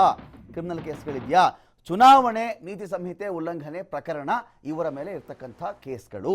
ಅದೊಂದೇ ಕೇಸು ಅಂತ ಕಾಣುತ್ತೆ. ಚುನಾವಣಾ ನೀತಿ ಸಂಹಿತೆ ಕೇಸ್ ಉಲ್ಲಂಘನೆ ಅಂದರೆ ನೀತಿ ಸಂಹಿತೆ ಏನಿತ್ತು ಆ ಟೈಮ್ನಲ್ಲಿ ಇವರು ಅದನ್ನು ಫೇಸ್ ಮಾಡ್ತಾ ಇದ್ದಾರೆ, ಅದನ್ನು ಉಲ್ಲಂಘನೆ ಮಾಡಿದ್ದಾರೆ ಅಂತ ಹೇಳಿ. ಇವರು ನೋಡಿ, ಅದು PUC ನಂತರದ ಎಲ್ಲ ಕಾಲೇಜುಗಳು ಒಂದು ದೊಡ್ಡ ಜನರೇಷನ್ನನ್ನು ಪ್ರೇರೇಪಿಸಲಿಕ್ಕೆ, ಅಭಿವೃದ್ಧಿಪಡಿಸಲಿಕ್ಕೆ ಅಶ್ವತ್ಥನಾರಾಯಣ ಅವರ ಬಳಿಯಲ್ಲಿ ಅತಿ ದೊಡ್ಡ ಅವಕಾಶ ಇದೆ. ಉನ್ನತ ಶಿಕ್ಷಣ ನಿಮಗೆ PUC ಆದಮೇಲೆ ಏನೇನು ಬರುತ್ತೋ ಅವೆಲ್ಲವೂ ಕೂಡ ಇವರ ವ್ಯಾಪ್ತಿಗೆ ಬರ್ತಕ್ಕಂಥವು. ಮೆಡಿಕಲ್ ಅಂದರೆ ವೈದ್ಯಕೀಯ ಶಿಕ್ಷಣ ಇವರಿಗೆ ಬರಲ್ಲ, ಪಶುವೈದ್ಯಕೀಯ ಶಿಕ್ಷಣ ಇವರಿಗೆ ಇಲ್ಲಿ ಬರಲ್ಲ. ಡಿಗ್ರಿ ವಿದ್ಯಾರ್ಥಿಗಳು, ಪ್ರೊಫೆಷನಲ್ ಕೋರ್ಸ್ಗಳು, ಈಗೇನು ಬೇಕಾಗಿದೆ ಅಂದರೆ ಉದ್ಯೋಗ ಸೃಷ್ಟಿಯಿಂದ ನಾವು ಮಾತನಾಡ್ತೀವಿ. ಉದ್ಯೋಗ ಸೃಷ್ಟಿಯಿಂದ ನಾವು ಮಾತನಾಡಿದ್ರೆ ಡಿಗ್ರಿ ಆದಮೇಲೆ ನಿಮಗೆ ತಾಂತ್ರಿಕ ತರಬೇತಿ ಇರ್ತಾವಲ್ವಾ ಉದ್ಯೋಗಾಧಾರಿತವಾಗಿ, ಅಂಥ ತರಬೇತಿ ಕಡೆ ಗಮನ ಕೊಟ್ಟುಬಿಟ್ರೆ ಒಂದು ಜನರೇಷನ್ ಉದ್ಧಾರ ಆಗಿಬಿಡ್ತಾರೆ. ನೋಡಿ, 2992 ಕಾಲೇಜ್ ಬರ್ತವೆ ಇವರ ವ್ಯಾಪ್ತಿಗೆ. 412 ಸರ್ಕಾರಿ ಕಾಲೇಜ್ ಬರುತ್ತೆ, 321 ಖಾಸಗಿ ಅನುದಾನಿತ ಕಾಲೇಜ್ ಬರುತ್ತೆ, 1803 ಇತರೆ ಕಾಲೇಜುಗಳು ಬರ್ತವೆ, 24 ಬೇರೆ ಬೇರೆ ಘಟಕಗಳ ಕಾಲೇಜ್ ಬರ್ತವೆ, 50 ಯೂನಿವರ್ಸಿಟಿ ಬರುತ್ತೆ, 17 ಸ್ಟೇಟ್ ಯೂನಿವರ್ಸಿಟಿ ಬರುತ್ತೆ, ಒಂದು ಸೆಂಟ್ರಲ್ ಯೂನಿವರ್ಸಿಟಿ ಬರುತ್ತೆ. ಇದೇ ರೀತಿಯಲ್ಲಿ 8 ಪ್ರೈವೇಟ್ ಬರ್ತವೆ, 305 ಪಾಲಿಟೆಕ್ನಿಕಲ್ ಕಾಲೇಜ್ ಬರ್ತವೆ. ಪ್ರಶ್ನೆ ಏನು ಅಂತ ಹೇಳಿದ್ರೆ, ಈ ವೈಸ್ ಚಾನ್ಸಲರ್ ನೇಮಕ ಮತ್ತು ಹಗರಣ ತಡೆಗಟ್ಟಲಿಕ್ಕೆ ಇವತ್ತಿನವರೆಗೂ ಕೂಡ ಅಶ್ವತ್ಥನಾರಾಯಣ ಅವರಿಗೆ ಆಗಿಲ್ಲ. ಅಥವಾ ವ್ಯಾಲ್ಯೂಯೇಷನ್ ಮತ್ತು ಮಾರ್ಕ್ಸ್ ಕಾರ್ಡ್ ಹಗರಣಗಳಿದೆಯಲ್ಲ, ಈ ಹಗರಣವನ್ನು ತಡಿಲಿಕ್ಕೆ ಇವತ್ತಿಗೂ ಆಗಿಲ್ಲ ಅಂತ ಹೇಳಿ ಅಶ್ವತ್ಥನಾರಾಯಣ ಅವ್ರ ಇರ್ತಕ್ಕಂಥ ಕೇಸ್ ಒಂದೇ ಒಂದು, ಅದು ಚುನಾವಣಾ ನೀತಿ ಸಂಹಿತೆ ಉಲ್ಲಂಘನೆ ಪ್ರಕರಣ. ಇದು ಕ್ರಿಮಿನಲ್ ಕೇಸನ್ನು ಸದ್ಯ ಅಶ್ವತ್ಥನಾರಾಯಣ ಅವರು ಫೇಸ್ ಮಾಡ್ತಾ ಇದ್ದಾರೆ. ನೆಕ್ಸ್ಟ್ ಇದನ್ನು ನಾವು ಯಾಕೆ ಹೇಳ್ತಾ ಇದ್ದೀವಿ ಅಂತ ಹೇಳಿದ್ರೆ, ಇದೇ ಅಶ್ವತ್ಥನಾರಾಯಣ ಅವರು ಈ ರೀತಿ ಕೇಸನ್ನು ಫೇಸ್ ಮಾಡ್ತಾ ಇದ್ದಾಗ EVMನಲ್ಲಿ ಅವರ ಹೆಸರಿನ ಪಕ್ಕ ಕೂಡ ರೆಡ್ ಬಟನ್ ಬರಬೇಕಲ್ವಾ ಅಂತ. ನೋಡಿ, ಒಂದು ಇಲ್ಲಿ ನಮಗೆ ಇದು ಮಲ್ಲೇಶ್ವರಂ ವಿಧಾನಸಭಾ ಕ್ಷೇತ್ರ. ಡಾಕ್ಟರ್ CN ಅಶ್ವತ್ಥನಾರಾಯಣ ಕಂಟೆಸ್ಟ್ ಮಾಡಿರ್ತಾರೆ, ಕೆಂಗಲ್ ಶ್ರೀಪಾದು ರೇಣು ಅವರು ಕಂಟೆಸ್ಟ್ ಮಾಡಿರ್ತಾರೆ. ಅಶ್ವತ್ಥನಾರಾಯಣ ಅವ್ರ ಪಕ್ಕ ರೆಡ್ ಲೈಟ್ ಬ್ಲಿಂಕ್ ಆಗ್ತಾ ಇದೆ. ಮಧುಸೂದನ್ ಪಕ್ಕ JDS ಅಭ್ಯರ್ಥಿಯವರು, ಅವ್ರ ಪಕ್ಕವೂ ರೆಡ್ ಲೈಟ್ ಬ್ಲಿಂಕ್ ಆಗ್ತಾ ಇದೆ. ಅದರ ಅರ್ಥ ಏನು ಅಂತ ಹೇಳಿದ್ರೆ, ಅದರ ಅರ್ಥ ಇಷ್ಟೇನೆ, ಇವರ ಹಿನ್ನೆಲೆಯಲ್ಲಿ ಕ್ರಿಮಿನಲ್ ಕೇಸ್ಗಳಿದೆ ಅಂತ ಹೇಳಿ ಇದು ಜಾರಿ ಆಗಬೇಕು ಅಂತ ಹೇಳಿ. ನೆಕ್ಸ್ಟ್ ಮುರುಗೇಶ್ ನಿರಾಣಿ ಅವರಿಗೆ ಬಂದ್ಬಿಡೋಣ. ಮುರುಗೇಶ್ ನಿರಾಣಿ ಅವರು ಗಣಿಗಾರಿಕೆ ಸಚಿವರು. ಗಣಿಗಾರಿಕೆ ಅದ್ಭುತ ಇಲಾಖೆ, ಗಣಿನೇ ಬಿಡ್ರಿ ಅದು, ಆ ಇಲಾಖೆನೇ ಗಣಿ ಮತ್ತು ಭೂವಿಜ್ಞಾನ ಖಾತೆಯ ಸಚಿವರಿದ್ದಾರೆ. ಮುರುಗೇಶ್ ನಿರಾಣಿ ಅವರ ಹಿನ್ನೆಲೆ ಕೂಡ ಚೆಕ್ ಮಾಡಿದ್ರೆ ಕ್ರಿಮಿನಲ್ ಕೇಸ್ಗಳನ್ನು ಫೇಸ್ ಮಾಡ್ತಾ ಇದ್ದಾರೆ ಮುರುಗೇಶ್ ನಿರಾಣಿ ಅವರು. ಕೇಸ್ಗಳೆಷ್ಟು? 2 ಕೇಸ್ ನಿಭಾಯಿಸ್ತಾ ಇದ್ದಾರೆ, 2 ಕೇಸನ್ನು ಎದುರಿಸ್ತಾ ಇದ್ದಾರೆ. ಕ್ರಿಮಿನಲ್ ಕೇಸ್ಗಳನ್ನು ಯಾವ್ಯಾವುದಪ್ಪ ಕೇಸ್ಗಳು? ಮುರುಗೇಶ್ ನಿರಾಣಿ ಅವರು ನಮ್ಮ ಗಣಿಗಾರಿಕೆ ಮತ್ತು ಭೂವಿಜ್ಞಾನ ಖಾತೆ ಸಚಿವರು. ದೇವನಹಳ್ಳಿ ಬಳಿಯ ಹಾರ್ಡ್ವೇರ್ ಪಾರ್ಕ್ ಡಿನೋಟಿಫಿಕೇಶನ್, ನಿನ್ನೆ ಹೇಳಿದ್ನಲ್ಲ ನಾನು, ಒಂದು ಲ್ಯಾಂಡನ್ನು ಯಾವುದೋ ಒಂದು ಉದ್ದೇಶಕ್ಕೆ ಬೇಕು ಅಂತ ಸರ್ಕಾರ ನೋಟಿಫೈ ಮಾಡುತ್ತೆ. ಆಮೇಲೆ ಅದೇ ಭೂಪ್ರದೇಶದ ಕೆಲವು ಭಾಗವನ್ನು 5 ಎಕರೆ 10 ಎಕರೆ 15 ಎಕರೆನ ಡಿನೋಟಿಫೈ ಮಾಡಿಬಿಡ್ತಾರೆ. ಆ ಡಿನೋಟಿಫೈ ಮಾಡಿದಾಗ ಅದು ಯಾರ್ದೋ ಖಾಸಗಿಯವರಿಗೆ ಆ ಜಾಗ ಪರಭಾರೆ ಆಗಿರುತ್ತೆ ಅಥವಾ ಅವ್ರದ್ದೇ ಆಗಿರುತ್ತೆ. ಆ ಜಾಗದಿಂದ ಕಿಕ್ ಬ್ಯಾಕ್ ತೆಗೆದುಕೊಂಡಿರ್ತಕ್ಕಂಥ ಸಹಜ ಆರೋಪಗಳಿರ್ತವೆ. ಸುತ್ತಮುತ್ತ ಎಲ್ಲ ಏರಿಯಾ ಡೆವಲಪ್ ಆದಾಗ ಮಧ್ಯದ ಭೂಮಿಗೆ ಬಂಗಾರದಂಥ ಬೆಲೆ ಬಂದುಬಿಡುತ್ತೆ. ಡಿನೋಟಿಫೈ ಮಾಡೋದೇ ಈ ಕಾರಣಕ್ಕೆ. ಅದೇ ಡಿನೋಟಿಫಿಕೇಶನ್ ಕೇಸ್ ಅಂತ ಹೇಳಿದ್ರೆ ಆ ಕೇಸನ್ನು ಸದ್ಯ ಇವರು ಫೇಸ್ ಮಾಡ್ತಾ ಇದ್ದಾರೆ. 26 ಎಕರೆ ಜಮೀನು ರೀ, ನಮ್ಮ ಗಣಿ ಸಚಿವರ ಮೇಲೆ 26 ಎಕರೆ ಜಮೀನಿಗೆ ಫೇಕ್ ರೆಕಾರ್ಡ್ಸ್, ನಕಲಿ ದಾಖಲೆ ಸೃಷ್ಟಿ ಮಾಡತಕ್ಕಂತಹ ಮಹಾಮಹಿಮ ಆರೋಪವನ್ನ ನಮ್ಮ ಗಣಿಗಾರಿಕಾ ಸಚಿವರು ಇಲ್ಲಿ ಫೇಸ್ ಮಾಡ್ತಾ ಇದ್ದಾರೆ. ಇದು ಅಕ್ರಮ ಡಿನೋಟಿಫಿಕೇಶನ್ ಪ್ರಕರಣ. ಒಂದು ಕಡೆ 26 ಎಕರೆಗೆ ನಕಲಿ ಡಾಕ್ಯುಮೆಂಟ್ಸ್ ಕ್ರಿಯೇಟ್ ಮಾಡಿರ್ತಕ್ಕಂಥ ಒಂದು ಆರೋಪ. ಇವ್ರು ಏನೇನು ಮಾಡ್ಬೋದು ಗೊತ್ತೇನ್ರಿ ನಿರಾಣಿ ಅವರು ಗಣಿಗಾರಿಕೆ ವಿಚಾರದಲ್ಲಿ? ನೋಡಿ, ಗೌರ್ಮೆಂಟ್ ಲೈಸೆನ್ಸ್ ಅನ್ನ ಪಡ್ಕೊಳ್ತಾರೆ. ನೋಡ್ರಿ, ನಾನು 5 ಹೆಕ್ಟೇರ್ ಪ್ರದೇಶದಲ್ಲಿ ನಾನು ಗಣಿ ಮಾಡ್ತೀನಿ ಅಂತ ಹೇಳ್ತಾರೆ. 6 ಹೆಕ್ಟೇರು, 7, 8, 9, 10, 15 ಜನಾರ್ದನ್ ರೆಡ್ಡಿ ಅವರದು ಇಂಥದ್ದೇ ಪ್ರಕರಣ ಮಾಡಿಬಿಡ್ತಾರೆ. ಇವ್ರೇನ್ ಮಾಡ್ತಾರೆ? ಆಮೇಲೆ ಆಗದೇ ಇಲ್ಲ, ಇವ್ರೇನ್ ಮಾಡ್ತಾರೆ? ಅಕ್ರಮನ ಸಕ್ರಮ ಮಾಡಿಬಿಡ್ತೀವಿ ನಾವು. ನಮ್ಮ ಸರ್ಕಾರಿ ಲ್ಯಾಂಡ್ ರೀ, ವಾಪಸ್ ತಗೊಳ್ಳೋಣ, ನೀವು ಲೈಸೆನ್ಸ್ ತಗೊಂಡಿದ್ದು 5 ಹೆಕ್ಟೇರ್ಗೆ ಅಲ್ವೇನ್ರಿ ಅಂದರೆ ಅದಲ್ಲ, ನಾವು ಅಕ್ರಮ ಸಕ್ರಮ ಮಾಡಿಬಿಡೋಣ. ಜಿಲೆಟಿನ್ ಸ್ಫೋಟ ಆಯಿತು, ಅವರಿಗೆ ಕಾನೂನುಬದ್ಧವಾಗಿ ಲೈಸೆನ್ಸ್ ಕೊಟ್ಬಿಡೋಣ, ಇನ್ನೊಂದು ಸ್ಫೋಟ ಮಾಡಲಿ ಅವನು. ಇಂಥ ಆಲೋಚನೆಗಳಲ್ಲಿ ಮುಳುಗಿ ಹೋಗ್ತಾ ಇದ್ದಾರೆ. ಆಳ್ವಿಕೆ ನೆಟ್ಟಗಾಗ್ತಾ ಇಲ್ಲ. ಜೊತೆಗೆ ಗೋಲ್ಡ್ ಅಂಗಡಿ ತೆಗೆದು ಬಿಡೋಣ ಅಂತ. ಏನ್ರಿ ಸರ್ಕಾರ ಚಿನ್ನದ ಅಂಗಡಿ ತಗೊಂಡು ವ್ಯಾಪಾರ ಮಾಡ್ಕೊಂಡು ಕೂತ್ಕೊಳ್ಳೋಕ್ಕಾಗತ್ತೇನ್ರಿ? ಅದಕ್ಕೆ ಗಂಡು ಬೈರುಂಡ ಚಿಹ್ನೆ ಕೊಟ್ಬಿಡ್ತಾರಂತೆ, ಆಭರಣಗಳ ಮೇಲೆಲ್ಲ ಗಂಡು ಬೈರುಂಡ ಸಿಂಬಲ್ ಹಾಕ್ಬಿಡ್ತಾರಂತೆ. ನಾವೇ ಗೋಲ್ಡ್ ಮಾರಾಟ ಮಾಡಿಬಿಟ್ರೆ ಹೇಗೆ ಅಂತ ಹೇಳಿ ನಿರಾಣಿ ಸಾಹೇಬ್ರ ಒಂದು ಅದ್ಭುತ ಐಡಿಯಾ ಈಗ ಚಾಲ್ತಿಯಲ್ಲಿದೆ. ಇವರಿಗೆ ಇಷ್ಟು ಕೆಲಸ ಮಾಡಲಿಕ್ಕೆ ಅವಕಾಶ ಇದ್ದಾಗ ಎಲ್ಲ ಬಿಟ್ಟು ಚಿನ್ನ ಮಾರಾಟ ಮಾಡ್ತೀನಿ, ಜ್ಯುವೆಲ್ರಿ ಶಾಪ್ ಇಟ್ಬಿಡ್ತೀನಿ ಅಂತ ಹೇಳಿ ನಿರಾಣಿ ಸಾಹೇಬರು ಬ್ಯುಸಿ ಆಗಿದ್ದಾರೆ. ಇರಲಿ, ನೆಕ್ಸ್ಟ್ ನಾವು EVM ಬಗ್ಗೆ ನಾನು ಮತ್ತೆ ಮಾತನಾಡಬೇಕೀಗ. ಇದನ್ನು ಯಾಕೆ ಹೇಳ್ತಾ ಇದ್ದೀನಿ ಅಂತ ಹೇಳಿದ್ರೆ, ಇದೇ EVM ನೋಡಿ, ಬೀಳಗಿ ವಿಧಾನಸಭಾ ಕ್ಷೇತ್ರದಿಂದ ಮುರುಗೇಶ್ ನಿರಾಣಿ ಅವರು ಕಂಟೆಸ್ಟ್ ಮಾಡ್ತಾರೆ. 26 ಎಕರೆ ಜಮೀನಿಗೆ ನಕಲಿ ದಾಖಲೆ ಸೃಷ್ಟಿ ಮಾಡಿದಂಥ ಆರೋಪವನ್ನು ಮುರುಗೇಶ್ ನಿರಾಣಿ ಅವರು ಫೇಸ್ ಮಾಡ್ತಾ ಇದ್ದಾರೆ. ಅದು ಕ್ರಿಮಿನಲ್ ಕೇಸ್ಗಳಾಗ್ತವೆ. ಡಿನೋಟಿಫಿಕೇಶನ್ ಮಾಡಿರ್ತಕ್ಕಂಥ ಆರೋಪನೂ ಇದೆ. ಈ ಕಾರಣದಿಂದಾಗಿ ನೋಡಿ, ಇನ್ಯಾವ್ದು ಕಾಣಿಸ್ತಿಲ್ಲ ಅಲ್ಲಿ. ಮೇನ್ ಕಂಟೆಂಡರ್ಸ್ ಅಂತ ಅಲ್ಲಿ ಕಾಣಿಸ್ತಾ ಇದ್ದಾರಲ್ಲ, ಈ EVMನಲ್ಲಿ ಇನ್ಯಾರೂ ಇಲ್ಲ. ಇರೋದೊಬ್ಬರೇ ಹೆಸರನ್ನ ಪಕ್ಕವೇ ರೆಡ್ ಲೈಟ್ ಅದು ಬ್ಲಿಂಕ್ ಆಗ್ತಿರೋದು. ಅದು ಯಾರು ಅಂದರೆ ಅದು ಮುರುಗೇಶ್ ನಿರಾಣಿ. ಕಾರಣ ಏನು ಅಂದರೆ ಕ್ರಿಮಿನಲ್ ಕೇಸ್ ಇದೆ. ಇವರೇನಾಗಿದ್ದಾರೆ ಇವತ್ತು? ನಮ್ಮ ಗಣಿಗಾರಿಕೆ ಮತ್ತು ಭೂವಿಜ್ಞಾನ ಖಾತೆಯ ಸಚಿವರಾಗಿದ್ದಾರೆ. ಚಿನ್ನ ಮಾರಾಟ ಮಾಡ್ತೀನಿ ಅಂತ ಒಂದು ಕಡೆ ಮಾತನಾಡ್ತಾರೆ, ಇನ್ನೊಂದು ಕಡೆ ಈ ಅಕ್ರಮ ಸಕ್ರಮದ ಬಗ್ಗೆ ಕೂಡ ಇವರು ಮಾತನಾಡ್ತಾರೆ ಗಣಿಗಾರಿಕೆ ವಿಚಾರದಲ್ಲಿ. ಇದರ ಆದಮೇಲೆ ನಮ್ಮನ್ನು ಈಗ ಕಾಡ್ತಿರೋ ಪ್ರಶ್ನೆ ಏನು ಗೊತ್ತಾ? ಉತ್ತರ ಮೇರೂರು ಶಾಸನ ಹೇಳಿದ್ರಲ್ಲಿ ನಾವೇನಾದರೂ ಫಾಲೋ ಮಾಡ್ತಾ ಇದ್ದೀವಾ? ಒಂದು ಶಾಸನ ನಾನು ಹೇಳಿದ್ನಲ್ಲ, ಎಲ್ಲೋ ಬೆಂಗಳೂರಲ್ಲಿ ವಿಧಾನಸೌಧದ ಪಕ್ಕನೇ ಒಂದು ಶಾಸನ ಸಿಗಬೇಕು, ನಮ್ಮವರೇ ಯಾರೋ ಬರೆದಿರಬೇಕು ಅಂತಲ್ಲ. ಇರೋ ಥಾಟ್ಸ್ ಏನು, ಅದರ ಆಶಯಗಳೇನು, ಉದ್ದೇಶ ಏನು? ಉತ್ತರ ಮೆರೂರು ನಾನು ಹೇಳಿದ್ನಲ್ಲ, 1000 ವರ್ಷಗಳ ಹಿಂದಿನ ಒಂದು ಶಾಸನ ಸಾರಿ ಹೇಳ್ತಾ ಇದೆ, ಒಬ್ಬ ಭ್ರಷ್ಟ ಆದರೆ, ಅದನ್ನೆಲ್ಲ ಅನುಮಾನ ಇದ್ದರೆ, ಆರೋಪಗಳು ಬಂದಿದ್ದರೆ ಮೊದಲು ಅವನ್ನ ಕೆಳಗಡೆ ಇಳಿಸಿ ಅಂಥೇಳಿ ಇವತ್ತಿಗೂ ಮಾದರಿಯಾಗತ್ತೆ. ನಮ್ಮ ಇವತ್ತಿನ ವಿಧಾನಸೌಧಕ್ಕೂ ನಮ್ಮ ಸಂಸತ್ತಿಗೂ ಕೂಡ ಮಾದರಿಯಾಗುವಂಥ ಶಿಲಾಶಾಸನ 1100 ವರ್ಷಗಳ ಹಿಂದೆ ಅಲ್ಲಿತ್ತು. ಅಲ್ಲಿ 1100 ವರ್ಷಗಳ ಹಿಂದೆಯೇ ಒಂದು ಚುನಾವಣೆ ನಡೆದಿತ್ತಲ್ಲಿ. ಆ ಚುನಾವಣೆಯಲ್ಲಿ ಊರಿನ ಎಲ್ಲರೂ ಸೇರಿರಬೇಕಾಗಿತ್ತು, ಎಲ್ಲರೂ ಆಯ್ಕೆ ಮಾಡಬೇಕಾಗಿತ್ತು. ಅವನಿಗೆ 35ರಿಂದ 70 ವರ್ಷ ವಯಸ್ಸಾಗಿರಬೇಕಾಗಿತ್ತು.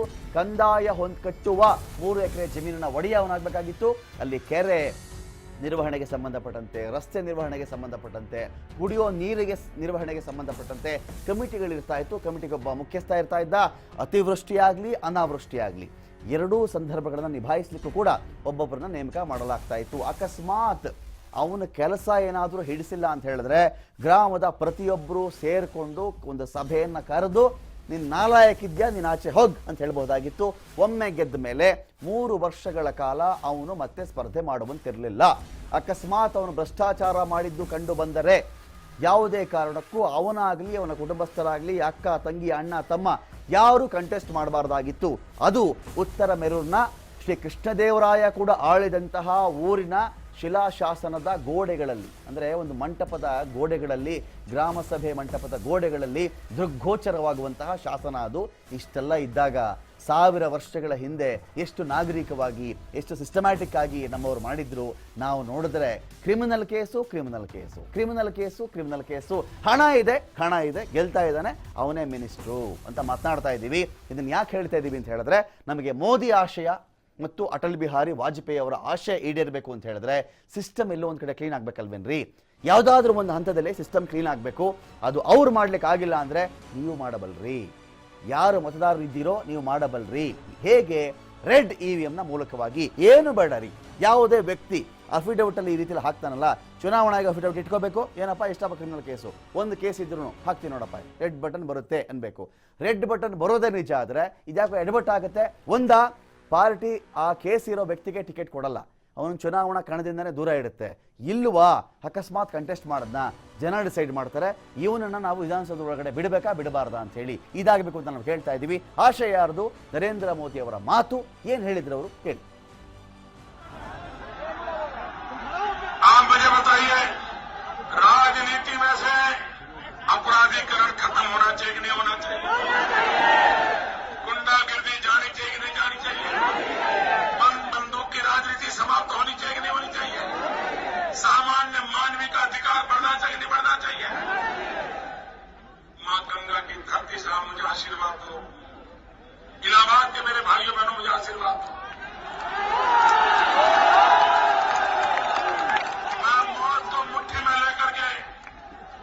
मौत को मुट्ठी में लेकर के निकला हूं और मैं राजनीति में से अपराध के खिलाफ लड़ाई लड़ना चाहता हूं। मैं राजनीति से अपराधीकरण का खात्मा करने के लिए आपका आशीर्वाद चाहता हूं। और मैं आपको बताता हूं मैंने क्या सोचा है, मैं बताता हूं आपको। नई सरकार बनने के बाद ये जितने पार्लियामेंट के मेंबर चुन करके आएंगे, उन्होंने अपना नामांकन भरते समय एफिडेविट में लिखा है किस पर कितने केस दर्ज हुए हैं, किस पर क्या गुना है, सब लिखा हुआ है। ये सारी चीजें मैं सुप्रीम कोर्ट को दे दूंगा।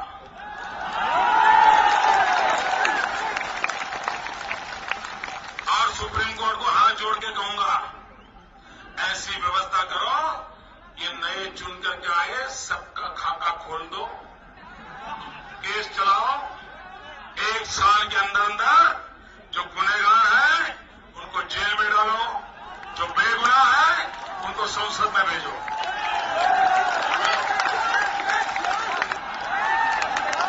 एक बार संसद की सफाई करूंगा, फिर मैं असेंबली को हाथ में लूंगा और विधानसभा में से जितने बैठे हैं केस चलाओ मैं। निर्दोष है आ जाओ, दोषी हो जेल जाओ, दूध का दूध पानी का पानी करके रहूंगा भाइयों।